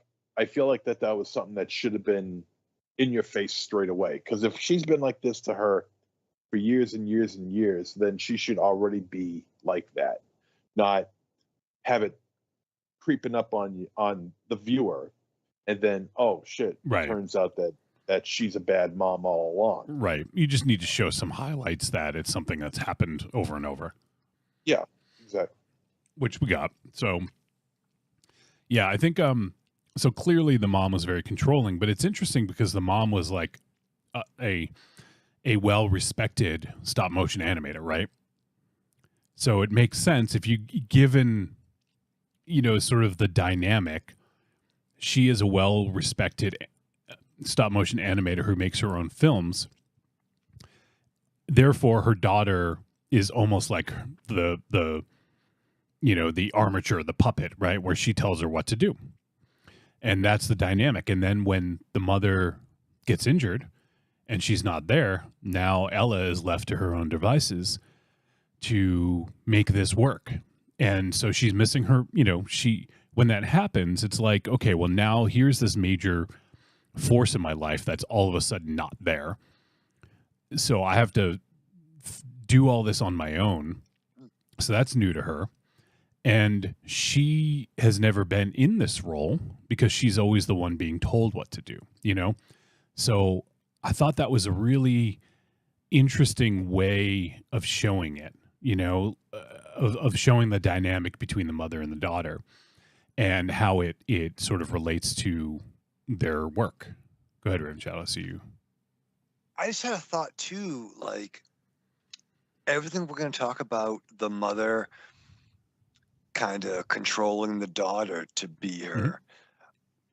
Do you think there's anything about the daughter like taking care of the mother, like in a reverse puppetry, the way she cut her food? The puppetry of the penis? I know, yeah, I was going there too. Yep. MZ's favorite movie. Yeah, MZ's favorite puppet show. But like, even like, you know, the daughter controlled the strings, cutting the fucking the meat and the gross liver. Right? Like, well, that was to me that was almost. Oh, go ahead, MZ. Go ahead. I really want to drop this point because I've been dying to talk about it. You know, I'm a carnivore. I'm an omnivore, actually. You know, and but I got to tell you, I've seen a lot of weird things. I've seen a lot of gross things. But the depiction of meat in this movie is by far some of the most disgusting I have ever seen in my life. Something more bleedy. It is just nasty. The way the depiction of meat in this movie is just vile. It almost makes me want to swear it off. You know, that's how bad it was. Go for it, man. I'm like, and it was just, and you know, it's just, you know, they show like just a steak, you know, or just a liver or whatever, but the way they present it is just absolutely disgusting. Yeah. I was totally turned off by that. Oh, that was. I don't know if that's a good thing or a bad thing being a horror fan, but it was effective. Let's put it that way. I can hook you up with some vegan recipes, MZ. Yeah, I mean, obviously for me, it was a little difficult, but it almost seemed like it was to the point where it was like almost too gratuitous, that it was like almost like comical, you know, like not comical, but it was almost too gratuitous to the point where it was like, you know, maybe it's a little too much. It's because they were leaning into it. I think it helped me. I don't know. It seems kind of funny to say, but because they overdid it, it sort of became like almost like a punchline, you know? Yeah. Like one character is holding up a steak like this, and he's just slapping in front. Yeah. Yeah. Oh.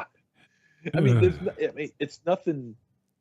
I guess you could say it's gratuitous because of the Foley used, because of the lighting used on it, or maybe just the cut of meat that they used.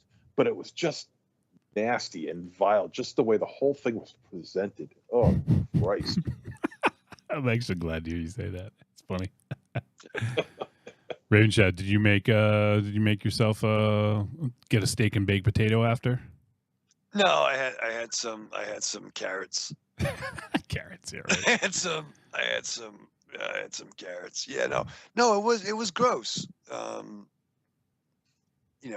Picking up the liver, but like you saw as much as the mom had a mental control over Ella, she didn't have the physical control. And, and even as we learned, that when Ella even decided to go have a night out with her boyfriend and some friends, the minute she came home to go to bed, it was time to work.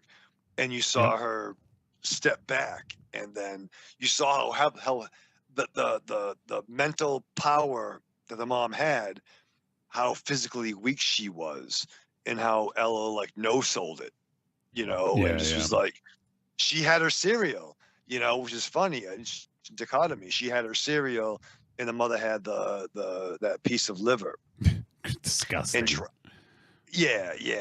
And that's that was not lost on us watching it, Yeah. And there's that it was a scene sort of towards the end, but she's with the girl, and she says great artists always put themselves into their work. Yes. Well, that's. I think I know which scene you're talking about. Yeah. Oh. So it is about art and the artist as well. There's something kind of kind of very personal about that. Personal, I'm sure, for the director and also for the character in the story, where she's, in a way, she's learning how to be creative and to be autonomous on her own. Like that is a part of this, because she has always had more or less like other people moving her armature for her, if you will, So this is the first time that she's really tried to get to kind of spread her wings and to breathe life into creations herself, as opposed to just doing what everyone says, But even down to when she's like, well, I have ideas too. And she's like, well, the mom's like, well, what's your idea then? Yeah. Nothing. So keep being subservient. Yeah. And I thought, I thought the scene where it was a defining moment in the mother's medical history happened, where it got kind of rough. You're like, oh shit. But you learn that that's a very real type thing. Mm-hmm.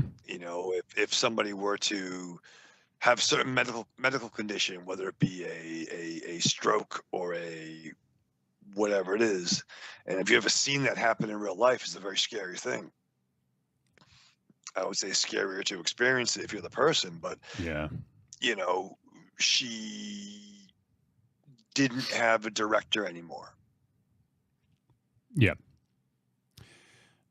Not only a director for the film, but a director in life. Right. Yep. And it's never explicitly stated how old Ella is, but like, I'm guessing like mid-20s. Would you guys say that? Because I don't remember if she said anything about college, but she, like, I got the impression that she went to college. I don't remember if there was something said in the dialogue or. Yeah, I mean, without guessing age-wise, I mean, maybe the mother had her at an older age, but I would say that peer group would be late 20s, early 30s. Yeah, that's what I was thinking. And obviously, because they had careers, they had successful careers, that you would think after college or. Yep. Yeah, exactly. That's kind of where I was thinking about that. And one of them mentioned like, oh, did you is that a school project, or do you do that for school or something like that? I don't remember what the dialogue was, but something along those lines. What else was I going to say about that? Speaking of, you mentioned the scene when they went out to dinner. One other scene I thought was really well executed was the scene where she was on drugs.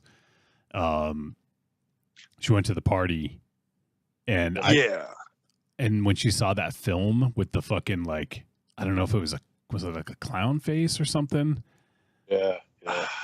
That, like, I really dug that whole scene. Like, even like the music was very fitting, and everything about that scene just seemed to fit really well. Were you going to say something, River Shadow? Well, it was very intense because, I mean, we learned that, I have a lot to say about the fucking boyfriend. And none of it is positive. But when even their peer group, like his sister is also in a similar field, more like the commercial side of it, yeah. Where like Elle and her mom are more from the, the storytelling perspective. And there's a comment made of when Elle starts doing her own thing, and she's like, "Oh, where'd you get your creativity from? I got to trip my tits off when I fucking get creative." And so when there's a difficulty in the creative process, Elle looks to take a substance. And I think both Mary and I echoed the sentiments of this. We're like, that location is not a place to take hallucinogenics from. Well, the first time, I'm sure she wasn't really thinking about that.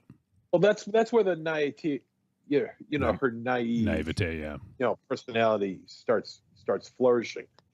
She doesn't know anything about this stuff, so of course she's going to try it. She's going to trust whoever's talking to her about this stuff, and she's going to, and what happens.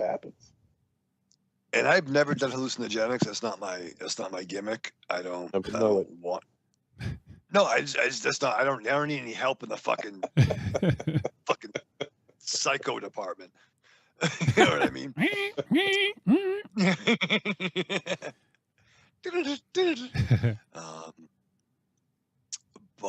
But it was a great, intense, scene, and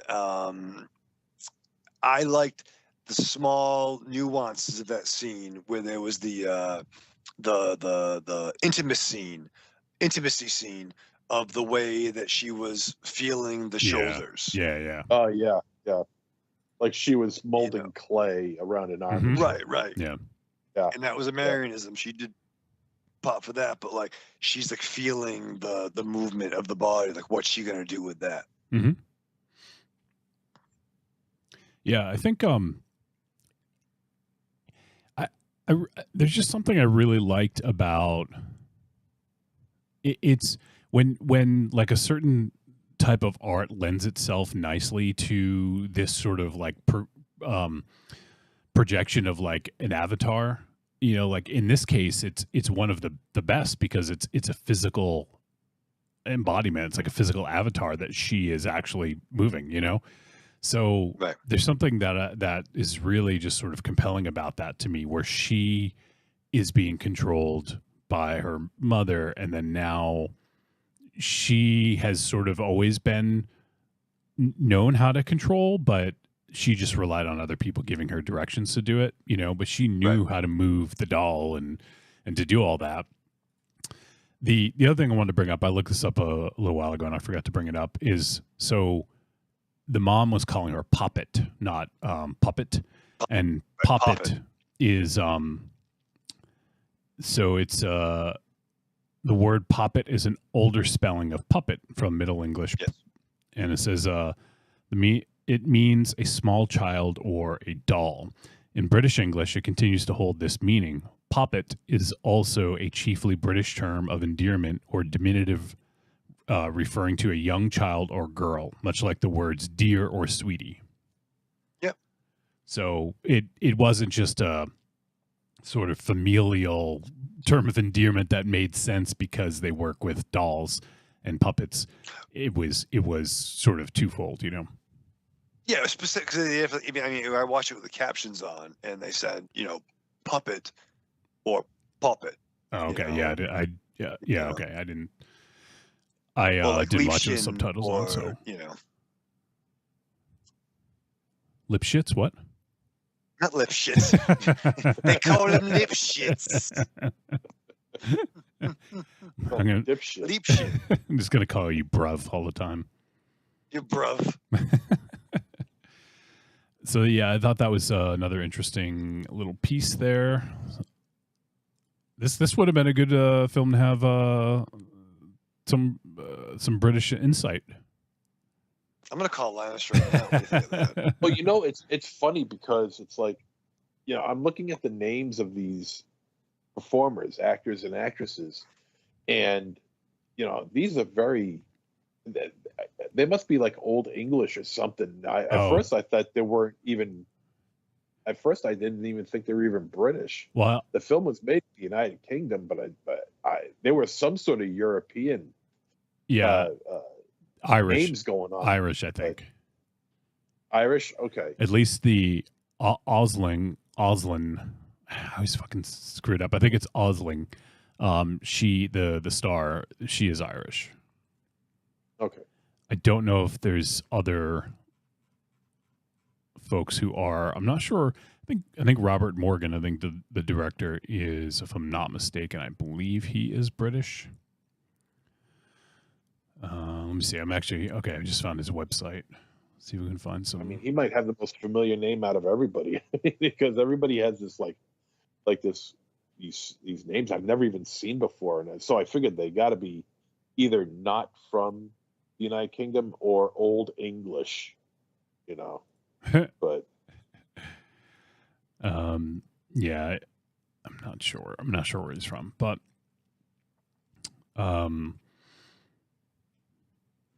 let's see here.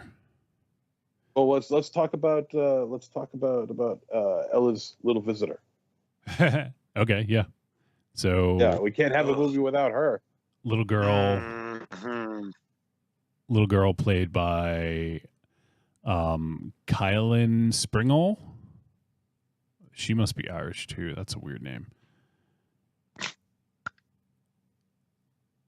I gotta be Irish Springall. I have no idea how to say that name. But yeah, go ahead, MZ. What were you gonna say? Oh no, it's just here's Ella working on her project, working on the little Cyclops. Yep. And I love that Cyclops. Yeah, by the way. I know, it was pretty awesome. I love watching the eye move around all over the place. I love that Cyclops. Can I just say it? Can I just interject one thing? So without giving stuff away, so the habitat of Elle and her mom is compromised after a medical issue, which then forces Elle to relocate into a vacant building, flat that her boyfriend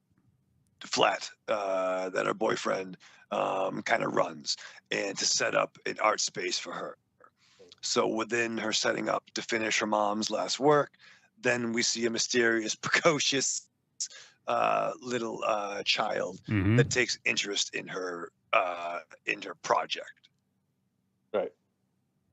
Thank you for clearing that up. I did jump ahead a little bit. Well, I did jump ahead a little bit, but yeah, she comes over and she basically makes herself at home in Ella's place, asking all sorts of questions. She starts disrupting the figures, and which of course Ella didn't take too kindly to, but she kept her cool and all, and again, just asking questions, and trying to get a better idea as to what it is that she does. Inquisitive little bitch. But wow.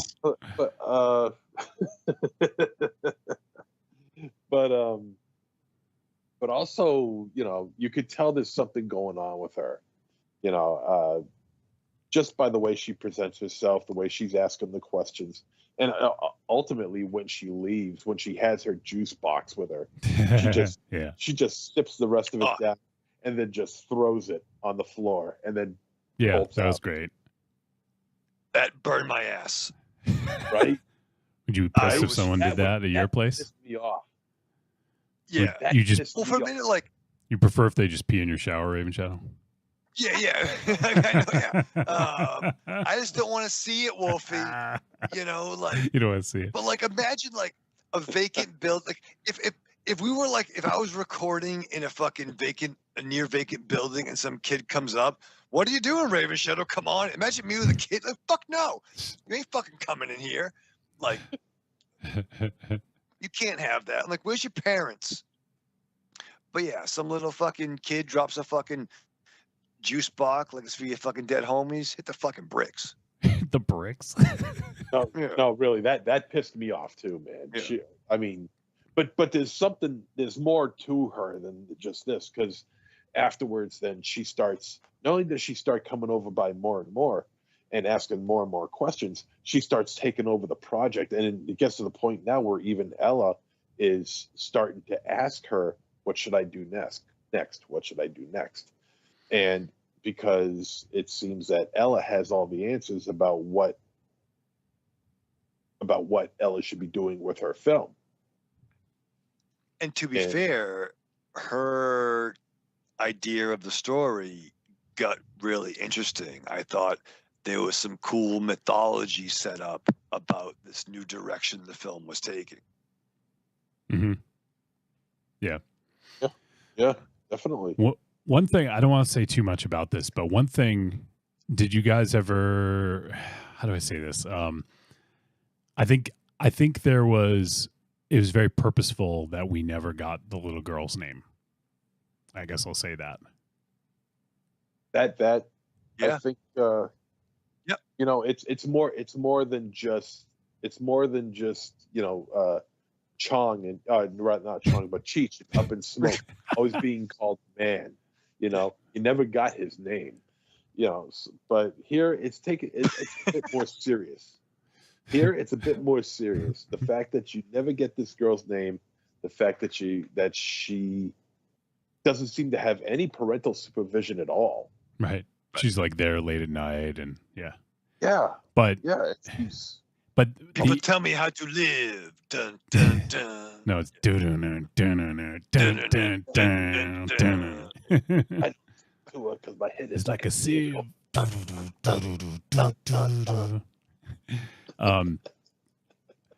there, I want to talk more about this, but I think it's one of those things where it's just better not to, but just for spoiler reasons. But there's a reason why the girl is around at all hours of the night. There's a reason why we don't get her name.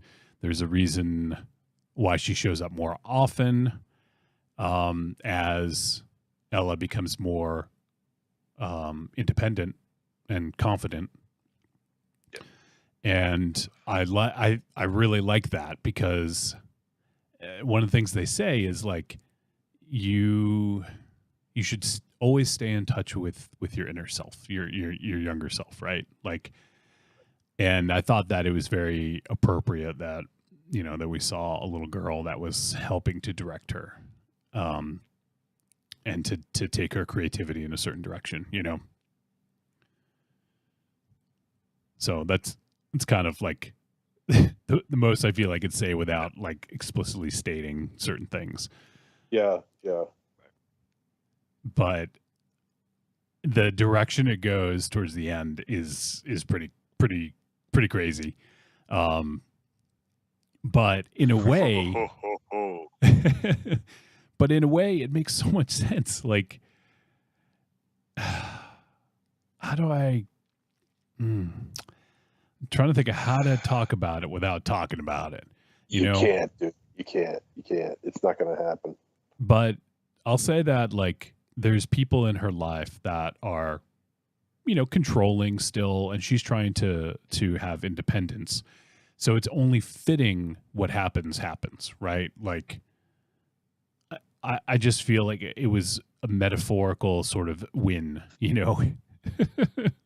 Well, the manipulation didn't stop at the mother.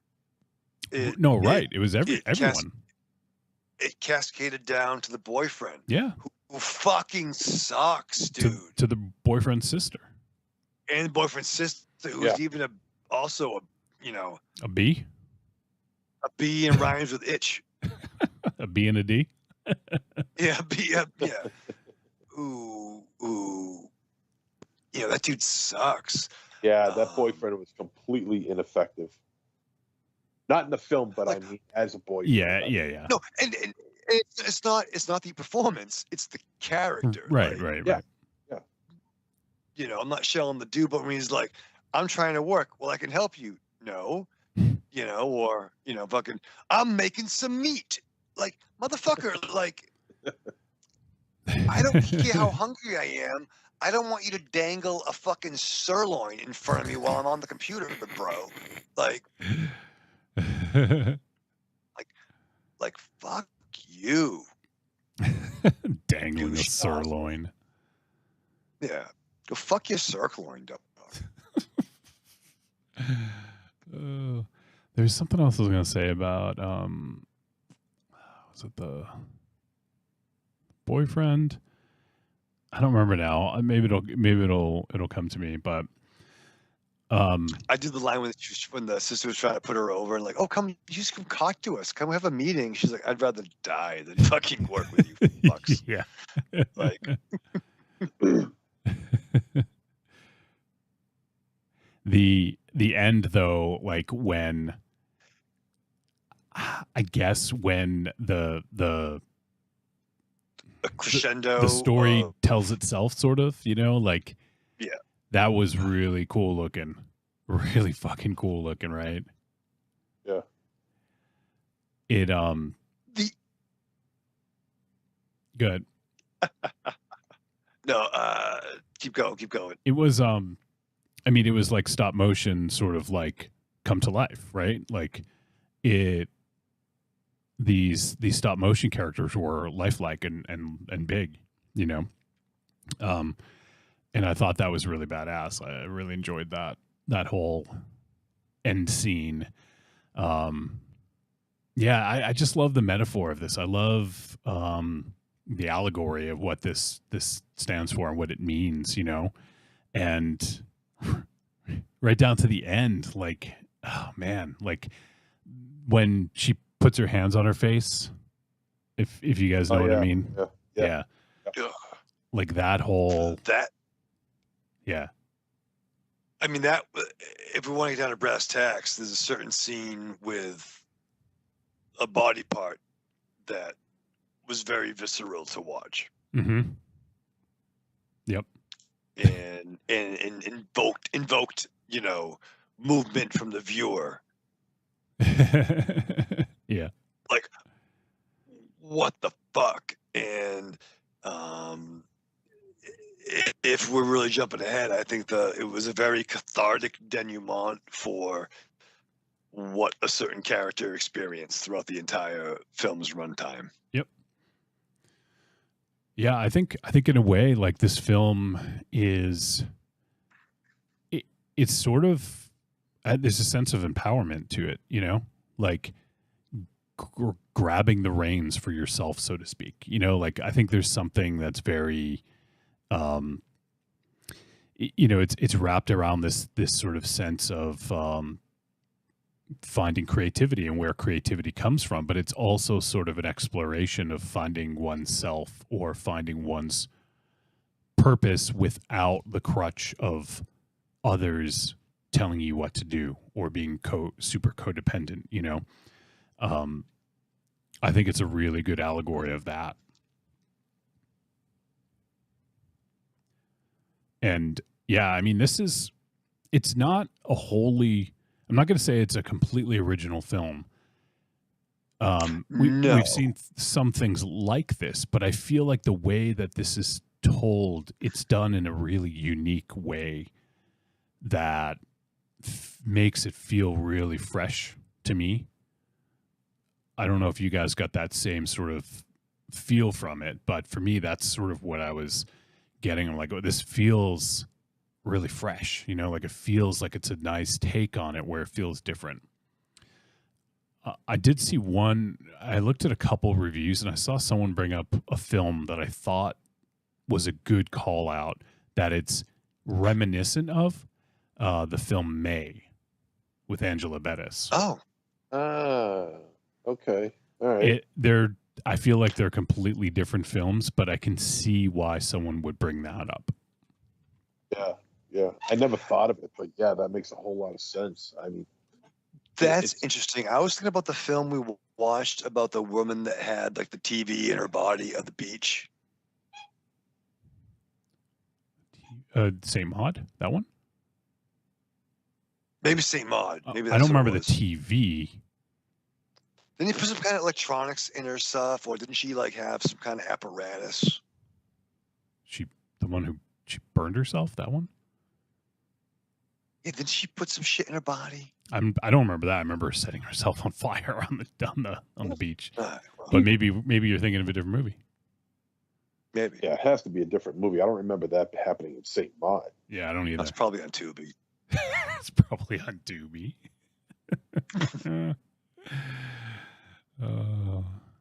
So, what else? Anything else you guys want to talk about with this? Yeah, I want to talk about the score. Yeah, go for it. Oh. Yeah, the score was dynamite. Yeah, that was good. The whole thing was good. Just so goddamn good. It set the right tone. It had a very unusual quality to it. Very dark, very moody. And especially amped up in those darker and moodier scenes. Especially where her inventions were doing their thing. So her armatures were doing their thing, and it just brought a whole different tone to the film. That score, it was just really, really good. Yeah, I just looked it up. It was the music was composed by Lola de la Mata. And it says Lola de la Mata is a London-born French-Spanish conceptual sound artist, composer, curator, and musician. She plays violin, voice, and theremin. Was there theremin in this? Do you remember?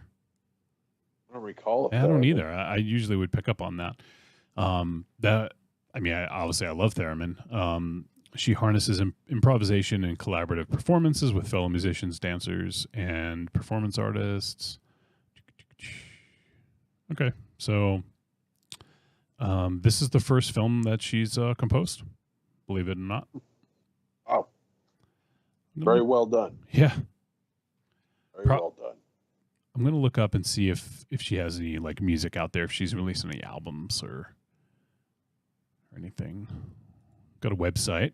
So Lola de la Mata. Oh, she does. Okay, she does love. She's done some. Okay, so she has done some stuff. Looks like it's soundscape type stuff. She did like a documentary, the sound design for it. But I think this is the first. Yeah, this is the first score that she's done. I want to see if there's a. Let me see. I found some. I'm just looking to see if I can play. Okay, is this? This is her with a band. I don't know if she composed it. I think she did compose it. Here, you know what? I'm not going to play the video. Let me play something else here.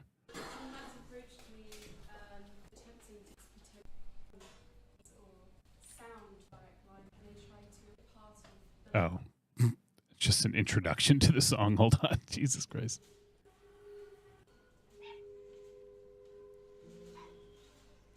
All right, this is just—it's not working. It's like recorded in a room, so it's just not good quality.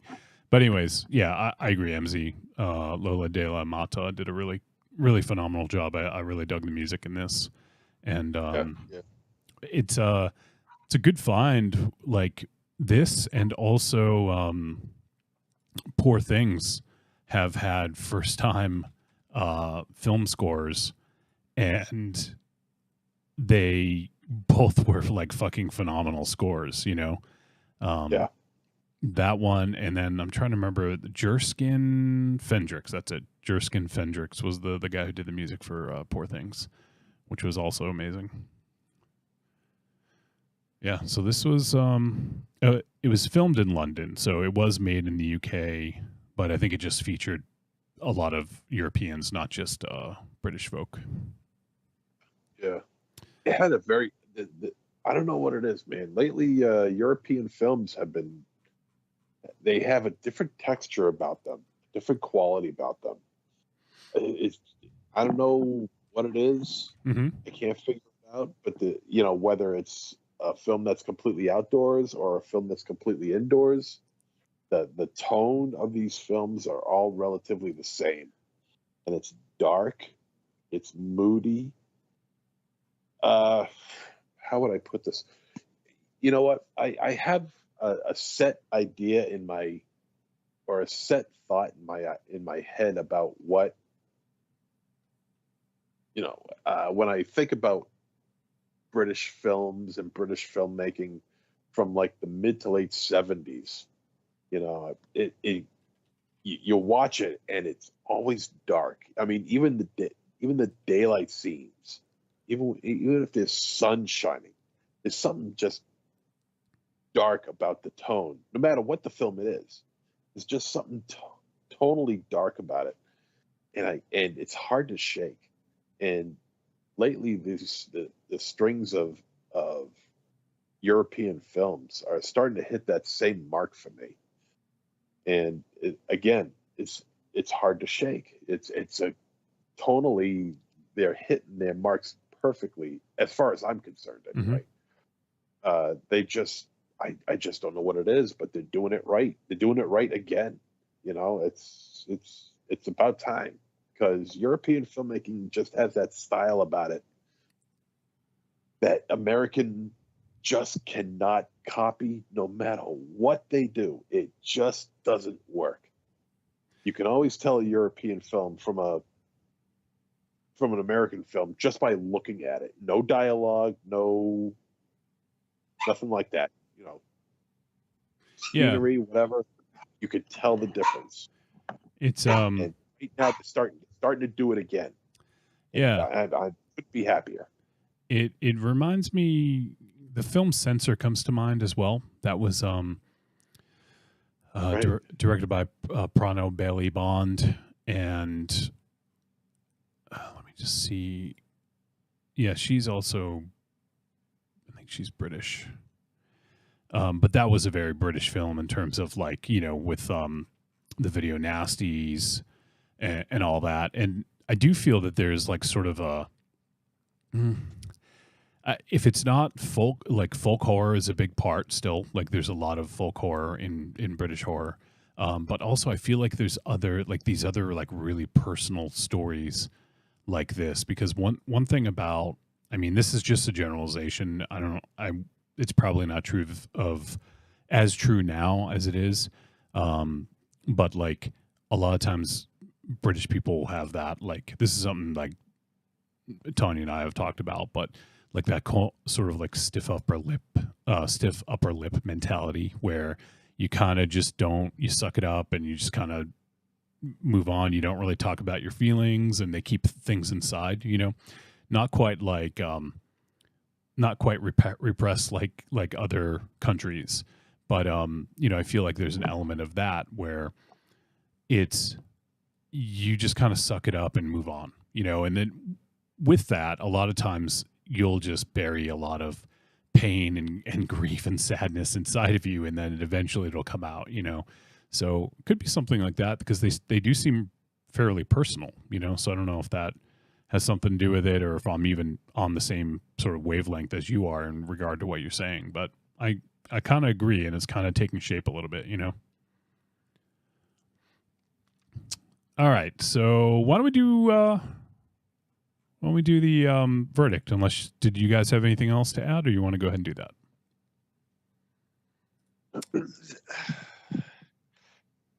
If anything, real quick, did anyone?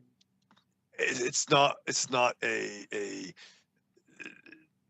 necessarily a comparison, but if you're from a certain time, especially 1993, 94, anybody get a Tool video type vibe a little bit? Oh yeah, sober. Sober. Well, I think definitely. I think that's And more. Sorry, go ahead. Go ahead. Well, there was even a scene where there was like a skinny bald headed guy, like with no shirt on, that popped up. I'm like, is that a Maynard James Keenan reference, like, or like a homage with the meat? Yeah. I'm looking it up now because I forget who did that video. Let's see. So okay, yeah. So a video for Sober from 1993 was directed by Fred Sturr. It was filmed using stop motion animation with the character models designed by Adam Jones, who's the guitarist of Tool. Because he does. I think you guys knew this. He does a lot of special effects work on the side. Did you guys know that? Oh, I didn't know that. No. Oh, wow. Okay, yeah. Adam Jones is pretty fucking well known in his film stuff. Let's see. Yeah, so he did makeup and set design for films including Jurassic Park, Batman Returns, Terminator 2, Dances with Wolves, Ghostbusters 2. Wait, what? Yeah. He did the Freddy Krueger in the womb makeup for Nightmare on Elm Street 5, Dream Child, as well as... How old is he? What the fuck? As well as worked on Nightmare on Elm Street 4, Dream Master. Wow. Damn. He is 59. Oh. He was born in 65. So he was young when he got film work. He was just out of like school, college. Yeah, our school, yeah. Like Rob Zombie probably. Like, yeah, shit. Yeah, but I mean, dude, like I remember that back in the day. I'm like, holy shit! Like, really, he's done movies.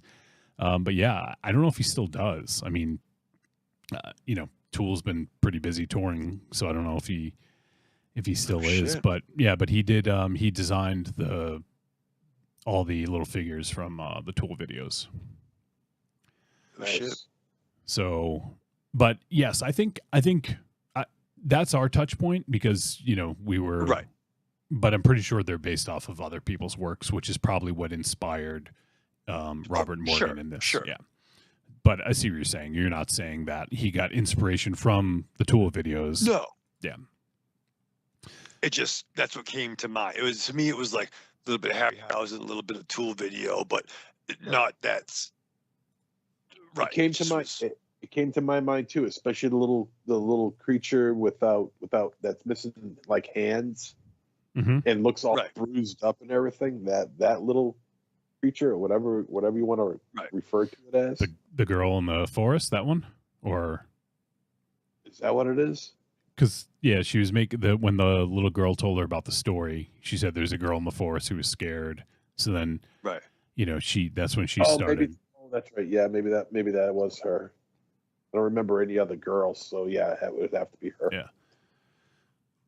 All right. Well, let's do the verdict. Trick or treat, baby. I wonder if people would say you're a trick or a treat. Trick or treat, motherfucker. All right. It is verdict time. We're going to let you know whether stop motion was a trick or a treat. And any final thoughts? Let's start with MZ. I listed a couple of movies that made me reminisce of that was possibly inspired by another film that I want to drop in the bucket is also Santa Sangre, where you got the domineering mother controlling her child's hands and using them for what she wants them to do. So that's another film that's influential there. This is a good film. I think the stop motion animation is really, really great. I wish there was a little bit more of it, I'll be honest.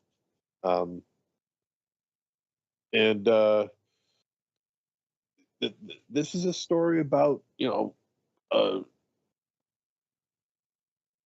a kid just, not a kid really, but a daughter who's just trying to live out her life the best way she knows how with what little she knows of it. And you know, I thought the little girl, and that's who she's listed as in the credits, I believe, little girl. I thought she was great. She was great. She was controlling, and she owned that role. I thought she did a great job with that. It had a really moody feel to it. It was paced really well directed. I think the acting is good too, not just from the little girl, but from everybody. And I kind of agree with Raven Shadow that there isn't anybody here that you're really supposed to cheer for. Even those that you think are victims, you just kind of feel like, maybe not, But and also, I just also want to drop during the end credits, they talk about this the short that this was inspired from, and it's called the Channel X Cartoon Show.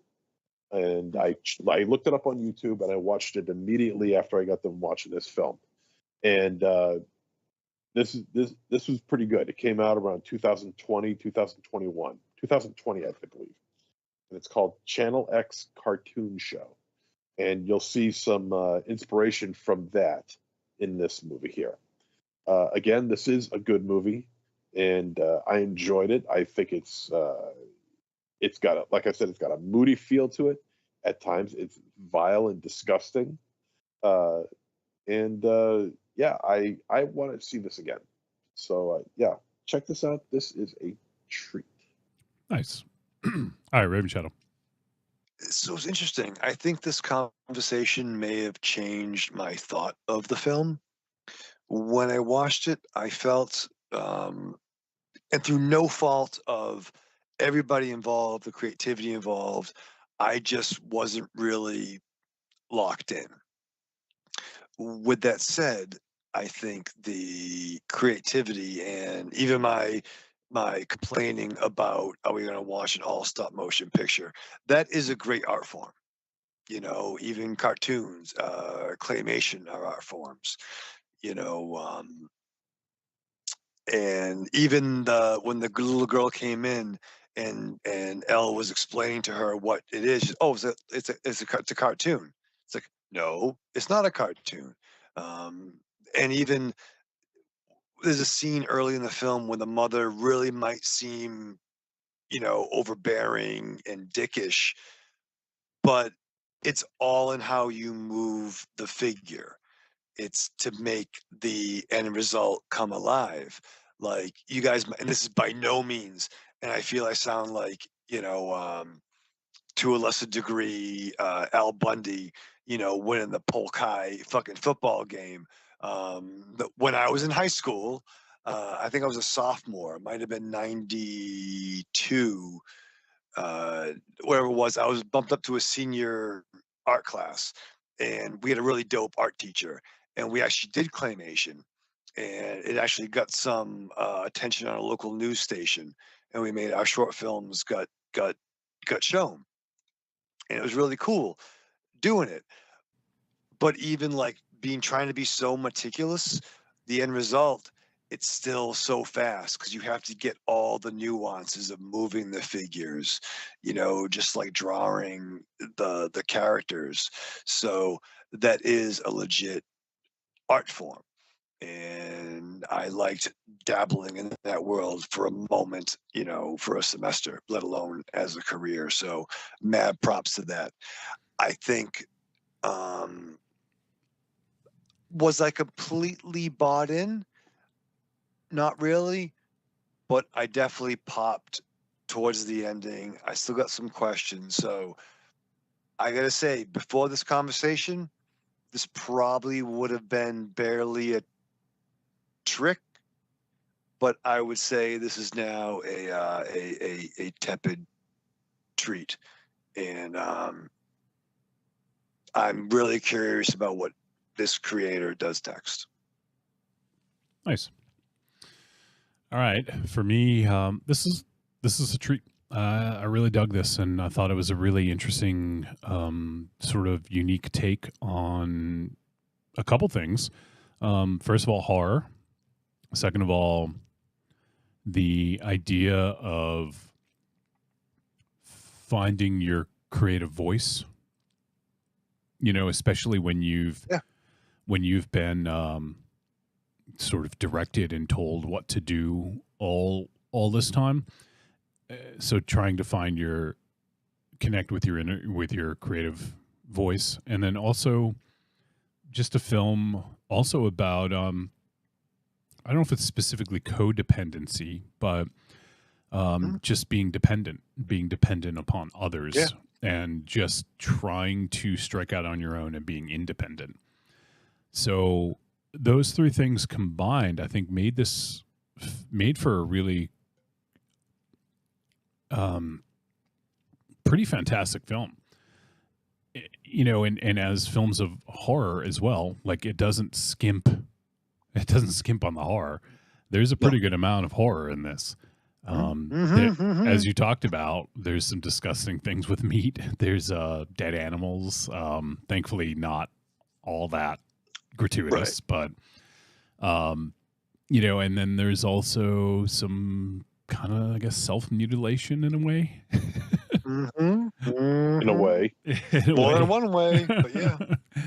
But yeah, all those things combined, it felt really unique in a world of films that, you know, that sort of feel repetitive. While this did tread some well-worn territory, I feel it did it in a different, unique way that made it feel more creative, you know? So I really, I appreciate it for that. And yeah, I mean, I hope Robert Morgan does more. He doesn't necessarily, like, I don't want to see him get pigeonholed as like the guy that does stop motion in every single movie. But if he can do stop motion in a movie, he should. You know, but I would like to see him kind of break out of that and do some other stuff, because clearly he's a good director and a good storyteller. So I hope he does continue to push himself. I think this was a really personal film because he is a stop motion artist, you know, animator.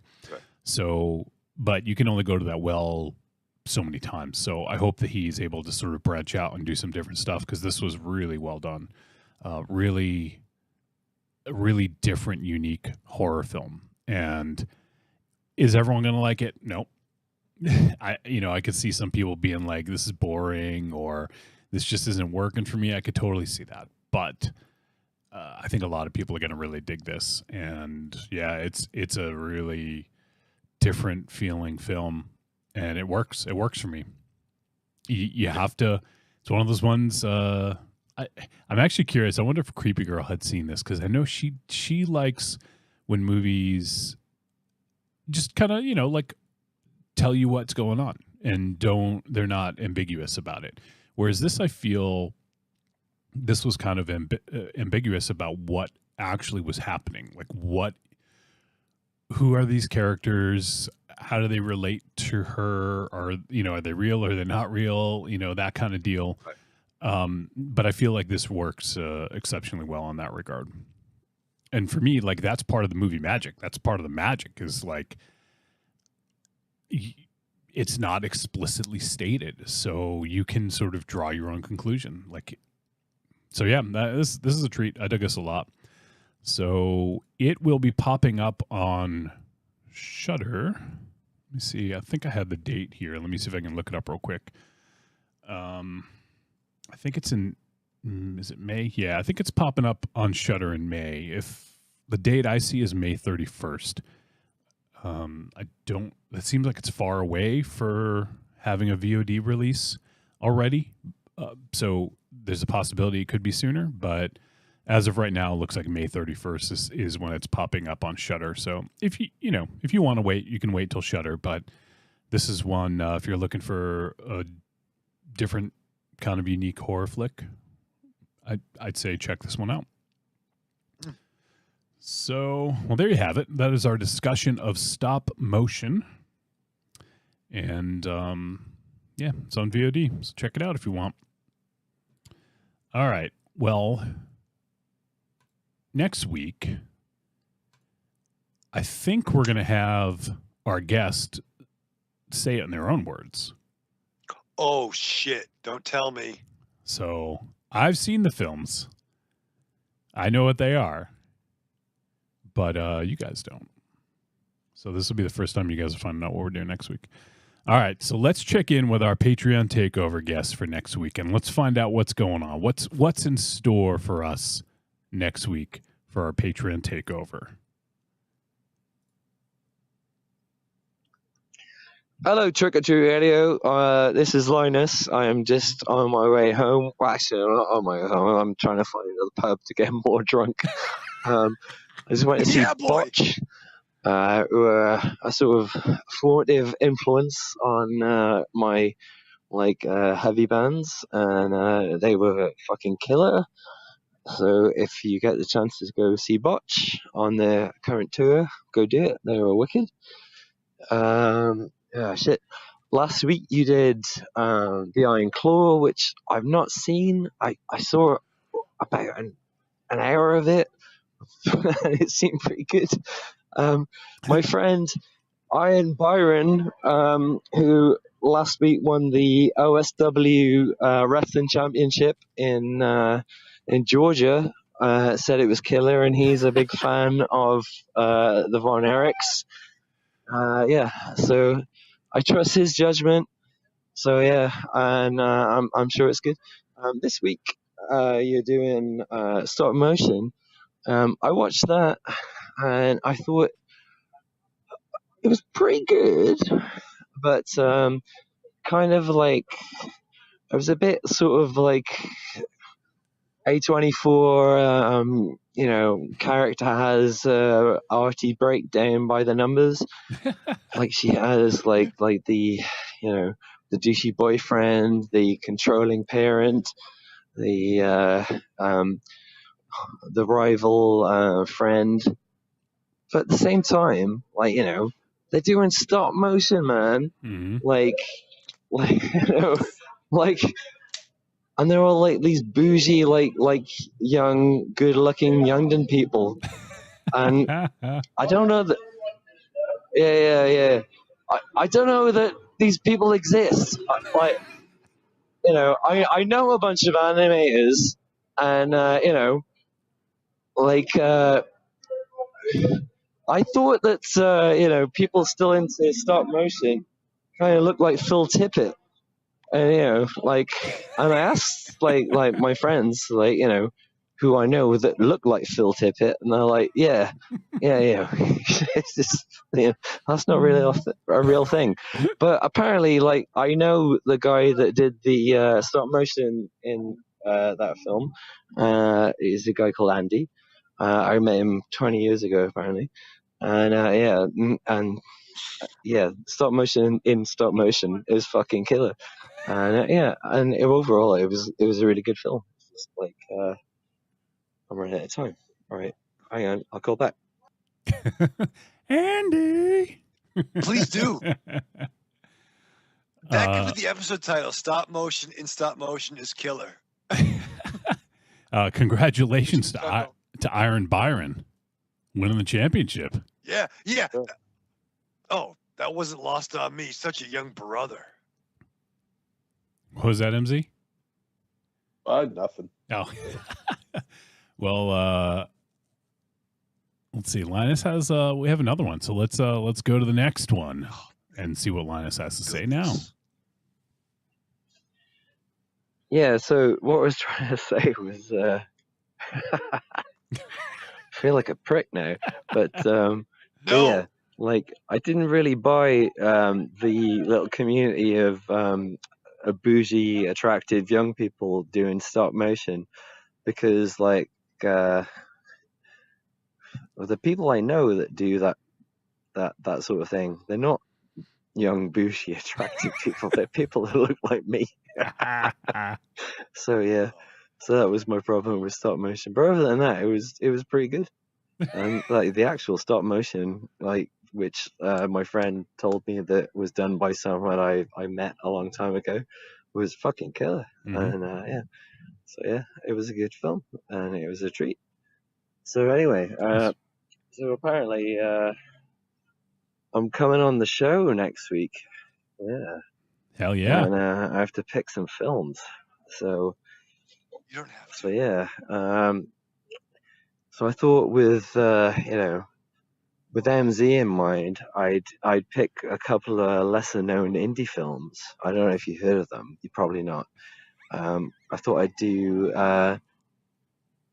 Avengers Infinity War and Avengers Endgame.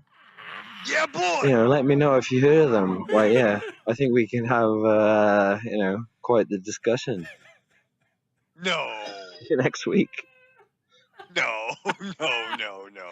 Is that real? Is that real? I don't know. What do you think, MZ? I'll be out next week. You can. It's a Patreon takeover. Well, he's from England. He did call in one more time. Let's maybe he clarifies and maybe MZ only has to watch one or something. All right, let's check in again with Linus. Oh yeah, well, if hopefully Johnny Wolfenstein is let the cat out of the bag by now, and we're not doing Avengers movies. Like, come on, we're gonna have a Nicolas Cage, Mads Mikkelsen, Man-Witch of two weird revenge films. We're gonna do Pig and Riders of Justice, and maybe two Avengers films would have been an easier choice, but we'll find out next week. Have a good show. Bye. What a brother, Raven Shadow. Such a brother. So next week we're doing Pig with Nicolas Cage and Riders of Justice with Mads Mikkelsen. What do you think? Linus, I'm going to be up this Saturday doing some cleaning. Message me, bro. Do you know the time difference yet, Raven Shadow? No. Okay, so obvious. But Linus doesn't give a fuck. He's fucking. Well, that's true. Marches to the drinking buck fast. Drum. Yeah. So, Riders of Justice from 2020 is hour 56, Raven Shadow. So it's under 2 hours. Treat.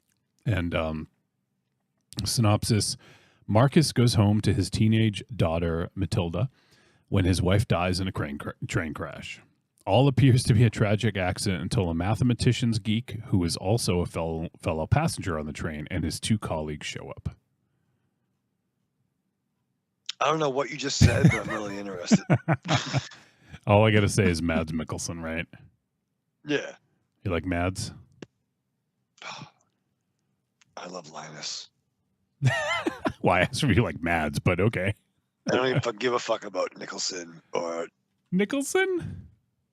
Is it Mads Nicholson? Mads Mikkelsen. Do you even know who he is? Yeah, he was fucking Hannibal. The cannibal.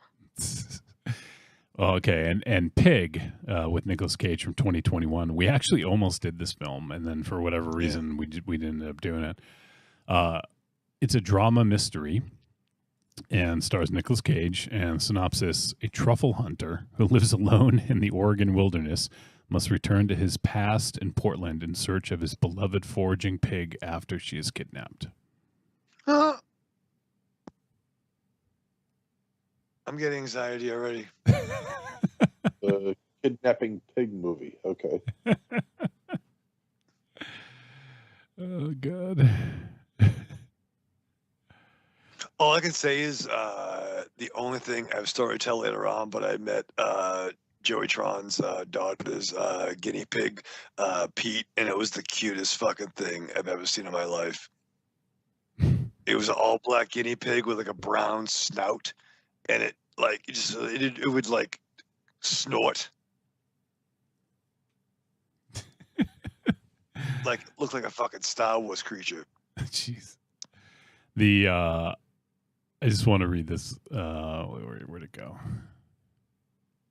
So apparently, Nicolas Cage joked about working on this film. He says, "I've been set on fire. I've been flipped in cars, but it'll be sepsis from a pig bite that kills me." Yeah, and all those things weren't in the movie. Is what he did that weekend. It Yeah. was like, Yeah. All right, so there we go. We're going to be doing Pig and Riders of Justice with Linus next week. Are you chuffed, Raven Shadow? oh, I'm so chuffed. Is it gonna be brilliant? He's gonna be brilliant. No, it's gonna not be not I'm is gonna get he some- not is he going to be brilliant? We know that he is. Will it be brilliant, It will be it will be a brilliant experience, love. bruv? Bruv. Maybe we should do Clockwork Orange. Happy Polly Lodges.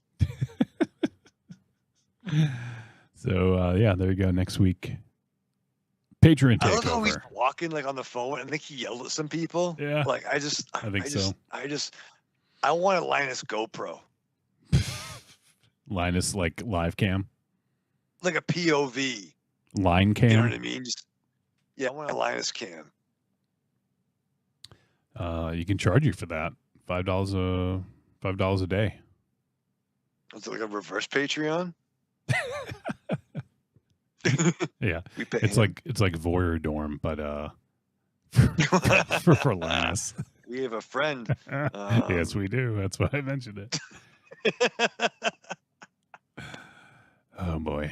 All right, so there you go. Pig, Riders of Justice. You know what? Let me check to see if either of them are streaming somewhere, or maybe I'll do some of the work for folks out there. So let me take a look at Pig. Pig is 1 second. Says it's on Hulu. So I think Pig is on Hulu or on Canopy. That's Canopy. I think is the one if you have a library card. Oh yeah. You can just use Canopy. It's free on both of those, or it's also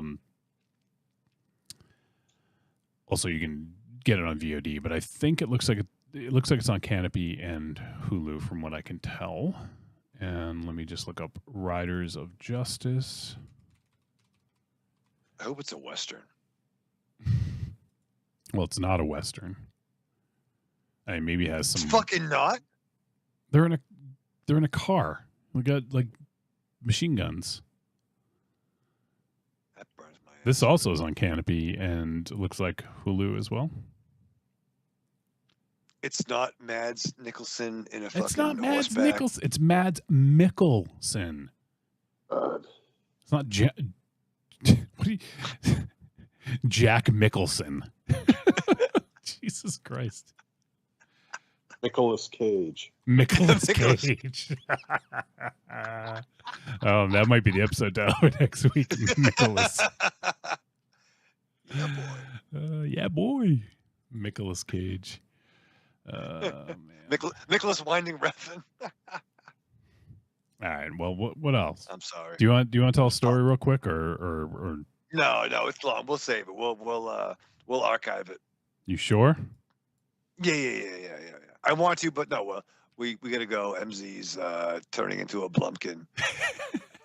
So It's early too. We're are we really? well, I mean, early for us lately. MZ's going to be very pleased. Yeah, I'm gonna have a bologna and cheese sandwich and Bologna and cheese. Who? Are you 12? that's part of the fucking story that I'm not telling. But like, listen, we're gonna save it. Maybe with Linus because he's into the rock and roll. We'll see what happens. I'm just checking on Hulu. I logged in on Hulu. Yeah, so Riders of Justice is on Hulu. And let me just double check if Pig is also there. So if you have Hulu, you got both of these, or you can maybe do a trial if you don't. Yeah. This is going to play. Yeah. So both of them on Hulu. The following. Ooh. The following is intended. Is intended only for mature audiences. You guys hear that? That counts us out. We can't watch Pig. Sorry. All right. So yeah. All right. Cool. Both are on Hulu. If you got Hulu, you're all set. If you don't, get a fucking trial. All right. Anything else? Nope. MZ, you got to get a new shirt, man. Yeah. I think it's 3 weeks in a row with that one. I don't know. Is it? Is it a Thursday shirt or something? Do you do laundry and like that's your Thursday shirt? No. You have worn that a lot. You have. I just happen to be wearing this one. I don't know. Yeah, I don't like having a picture of yourself. Shirts I wear. Well, we are, and we're yeah, getting we very are. concerned. Yeah, we are. Yeah, it is concerning. This is a T-shirt intervention. One good thing for MZ and I is next week when we do the show, baseball season will have started. It's next Thursday. Well, technically there is 2 games that they had in South Korea yesterday and today. But wait, what? Yeah, they opened the season. The Dodgers and Padres opened the season in South Korea. Okay. You really haven't watched baseball in the last 15 or 20 years, have you? No, how's Trot Nixon doing? Exactly. No, are you boys in the draft with the other boy? All right, well. Yeah, of course. Draft is a Sunday. Yeah. What do you think? We're not going to draft with our fantasy baseball league? I don't know what you're doing with the fantasy team. Well, wouldn't you? I have a different fantasy team I'm working on over here. It's full of Axel Braun characters. Yeah, it doesn't involve. I mean, it maybe is a couple of catchers, but listen. Here's the story. Raven Shadow was in the fantasy baseball league for 1 season. What happened to Raven Shadow? Listen, I was even more inept on the computer then. I just drafted the entire roster of the current Boston Red Sox and didn't trade with anybody. Oh, you know what? I almost screwed the pooch on this. What does that even mean? Screwed the pooch. I don't like that. Well, I think. Well, I'm gonna read. I'm just gonna drop. We can draw you a picture. We did have another voice message. I get so caught up in the movies we're doing with Linus next week. I just realized we got one more voice message, and that is from Joshua Libre. Fucking Yo, what up, Trick or Treat Radio? I had to come correct because I did not see Highlander, the Renegade version, as I claimed I did a few weeks ago. What I saw was just the original version of Highlander 1. This Renegade version that I was talking about was, like you had mentioned, Johnny, and EF Contentment was explaining, like Renegade version is regarding Highlander 2, The Quickening. So, there's a thing about when you're on a streaming a movie streaming site, like you see all these thumbnails and all these tiles or whatever they're called, and I'm just scrolling and I see titles and this and that, so I just got confused. I just saw the original Highlander. I did not see anything called Renegade version until last week. So last week I did see Highlander 2, The Quickening Renegade version. I think that's what it's called. I might be wrong on that too. I don't know. They might got rid of The Quickening. But I did see Highlander 2, the Renegade version, and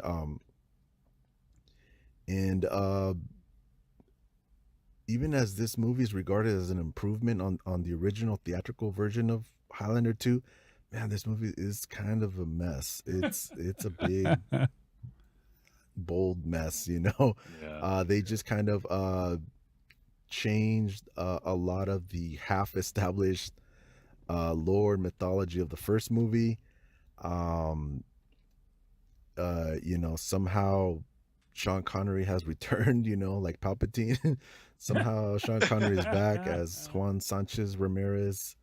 Forget about that. Yeah. Which is crazy because, he did this after winning an Oscar for Best Supporting Actor for The Untouchables.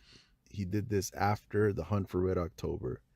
He did this after Indiana Jones and the Last Crusade. They drop him a script, and he's like, Highlander 2, The Quickening. Yes. Fuck it, yeah, let's do it. Let's rock and roll, you know.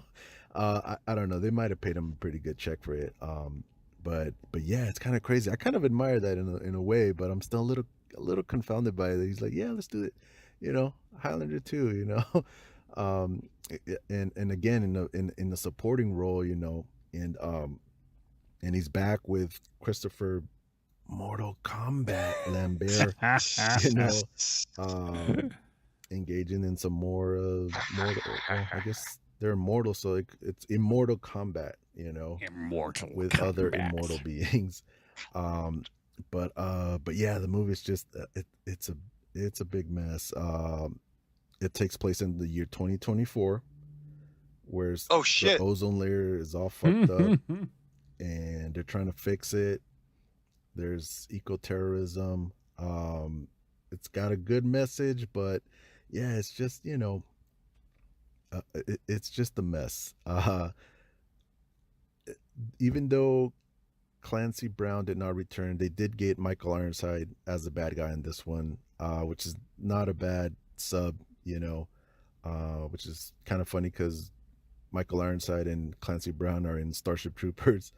But yeah, you know, the movie, it's got some good like sets, and you know, I could see what they were going for. It just didn't really get there, and it doesn't help that it doesn't have a soundtrack by Queen, unfortunately. It's got one song playing in a jukebox in one of the bar scenes. That's about it. But yeah, and unfortunately, I think this is gonna be my stop in the Highlander franchise express. I don't think I'll see part 3 or any of the other sequels. I don't know. I mean, Highlander Endgame looks pretty good, but I don't know. I might jump into it. I might not. I'm still debating it, but I think this is my last stop. And you know, I enjoyed. I'm glad I saw this Highlander 2, The Quickening, because I remember seeing the VHS cover in the video stores all this time. With, you know, Sean Connery and Christopher Lambert, you know, where their backs against each other and a big ass fucking sword right through the middle. Yeah. So I was glad I saw it. And I still really enjoy the first one. I'll probably rewatch that again. But yeah, those are my thoughts on Highlander 2, The Quickening, the Renegade version. Thank you guys for the time. Have a great show, and talk to y'all later. Bye. All right, Joshua Libre. Good to hear from you, buddy. He's stopping there. What do you think, Raven Shadow? I see. Here's the thing. Like, is it on the callback to Godfather 3? Every time I thought I was out, Joshua Libre pulled me back in. Once again, first of all, such a brother. I love his update on his Highlander corrections and his love for Highlander. First of all, I think Highlander The Quickening is a great title, despite the finished product. But I love his enthusiasm, and I think I may have to revisit it, even though it might not be that good. So, as always, Joshua Libre, you are a man. And actually, I'm meeting with my dad Al this Sunday to discuss our trip in September to San Diego. We're gonna get our dates. So. In September, so I want to hit up some of our West Coast brothers and sisters to see what's going on. So yeah, EF, you are the fucking man, brother. But that wasn't EF, so that you sound like a fucking. EF is fucking awesome, and so is fucking Joshua Libre. Sound like a real dick. I've been thinking about them both. Nice save. Awesome, EF and Joshua Libre. The JL and EF connection, right? Everybody, we're all going. We're all champs, baby. But especially Iron Byron. Iron Byron, he's coming. It's gonna be dope. I'm sorry, Joshua Libre, but thank you. I love that. Well, you were dude thinking so of much. I know where you were. You were thinking of our friends out in California. Right. Because I was So, thinking like, yeah. I'm like, we have so many friends out on the West Coast swing, man. Like, Make it happen. Get a little But West fucking Coast try get it. together. yeah, With Al. hang out with me and fucking Al. Get wild. Well, should we kill Tom for MZ to come back, or should we just end? Fuck him. He's walking the dog. Petting the cat. All right. Well. Oh, there he is. Ask and you shall receive. We were just wondering if we should just end the show or wait for you, but there you are. Here I am. So you missed Raven Shadow calling Joshua Libre EF. Nice. Why are you gonna fucking say that, man? No, it wasn't. No. Nice. Because MZ Very wants good. to know. Yeah. No, I'm just kidding. He was thinking of our friends out in California, and he said EF. So. Yeah. All right. Well, It's let's. an honest mistake. Yes. A dishonest mistake. That's right. That's another good title. That's Yeah. That's Raven Shadow's memoir.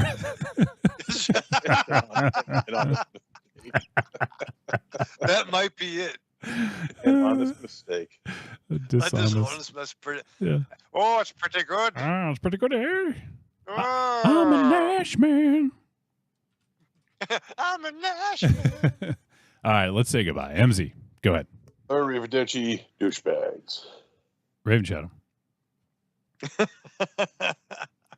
Live fast, love hard, die with your mask on. All right, well, that is going to do it. We appreciate you guys tuning in and hanging out with a bunch of idiots like us on here on episode 608. As I mentioned, next week we will be back with a Patreon takeover. Where is the music? I thought I hit it. Let me try that again. Music. Where'd you go? There you are. Okay. We'll be back next week with a Patreon takeover. We will be hanging out with our boy EF Contentment. Just kidding. See, I did it. Oh, shit. No, I did it on purpose, Raven Shadow. I'm trying to make you feel better. We'll be hanging out with our boy Linus. You can ask him all your questions about British culture, Raven Shadow. He is the Prince of Wales, so you can ask him about Wales too if you want. You going to learn Welsh? Are you going to learn Welsh? Are you going to use Duolingo and learn Welsh between now and then? Yeah, you know, I love the musician Joe Welsh. He's really good. Joe Welsh. Jesus Christ. All right. That is going to do it. So, oh, man. Next week, we'll be joined by Linus to talk about Pig and Riders of Justice. Both are on Hulu. If you want to check them out, give them a watch. Come back. Let us know what you think. Podcast at trickortreatradio.com. Can't wait to hang out with Linus, do another Patreon takeover. It's going to be a blast. Till then, we'll see you guys.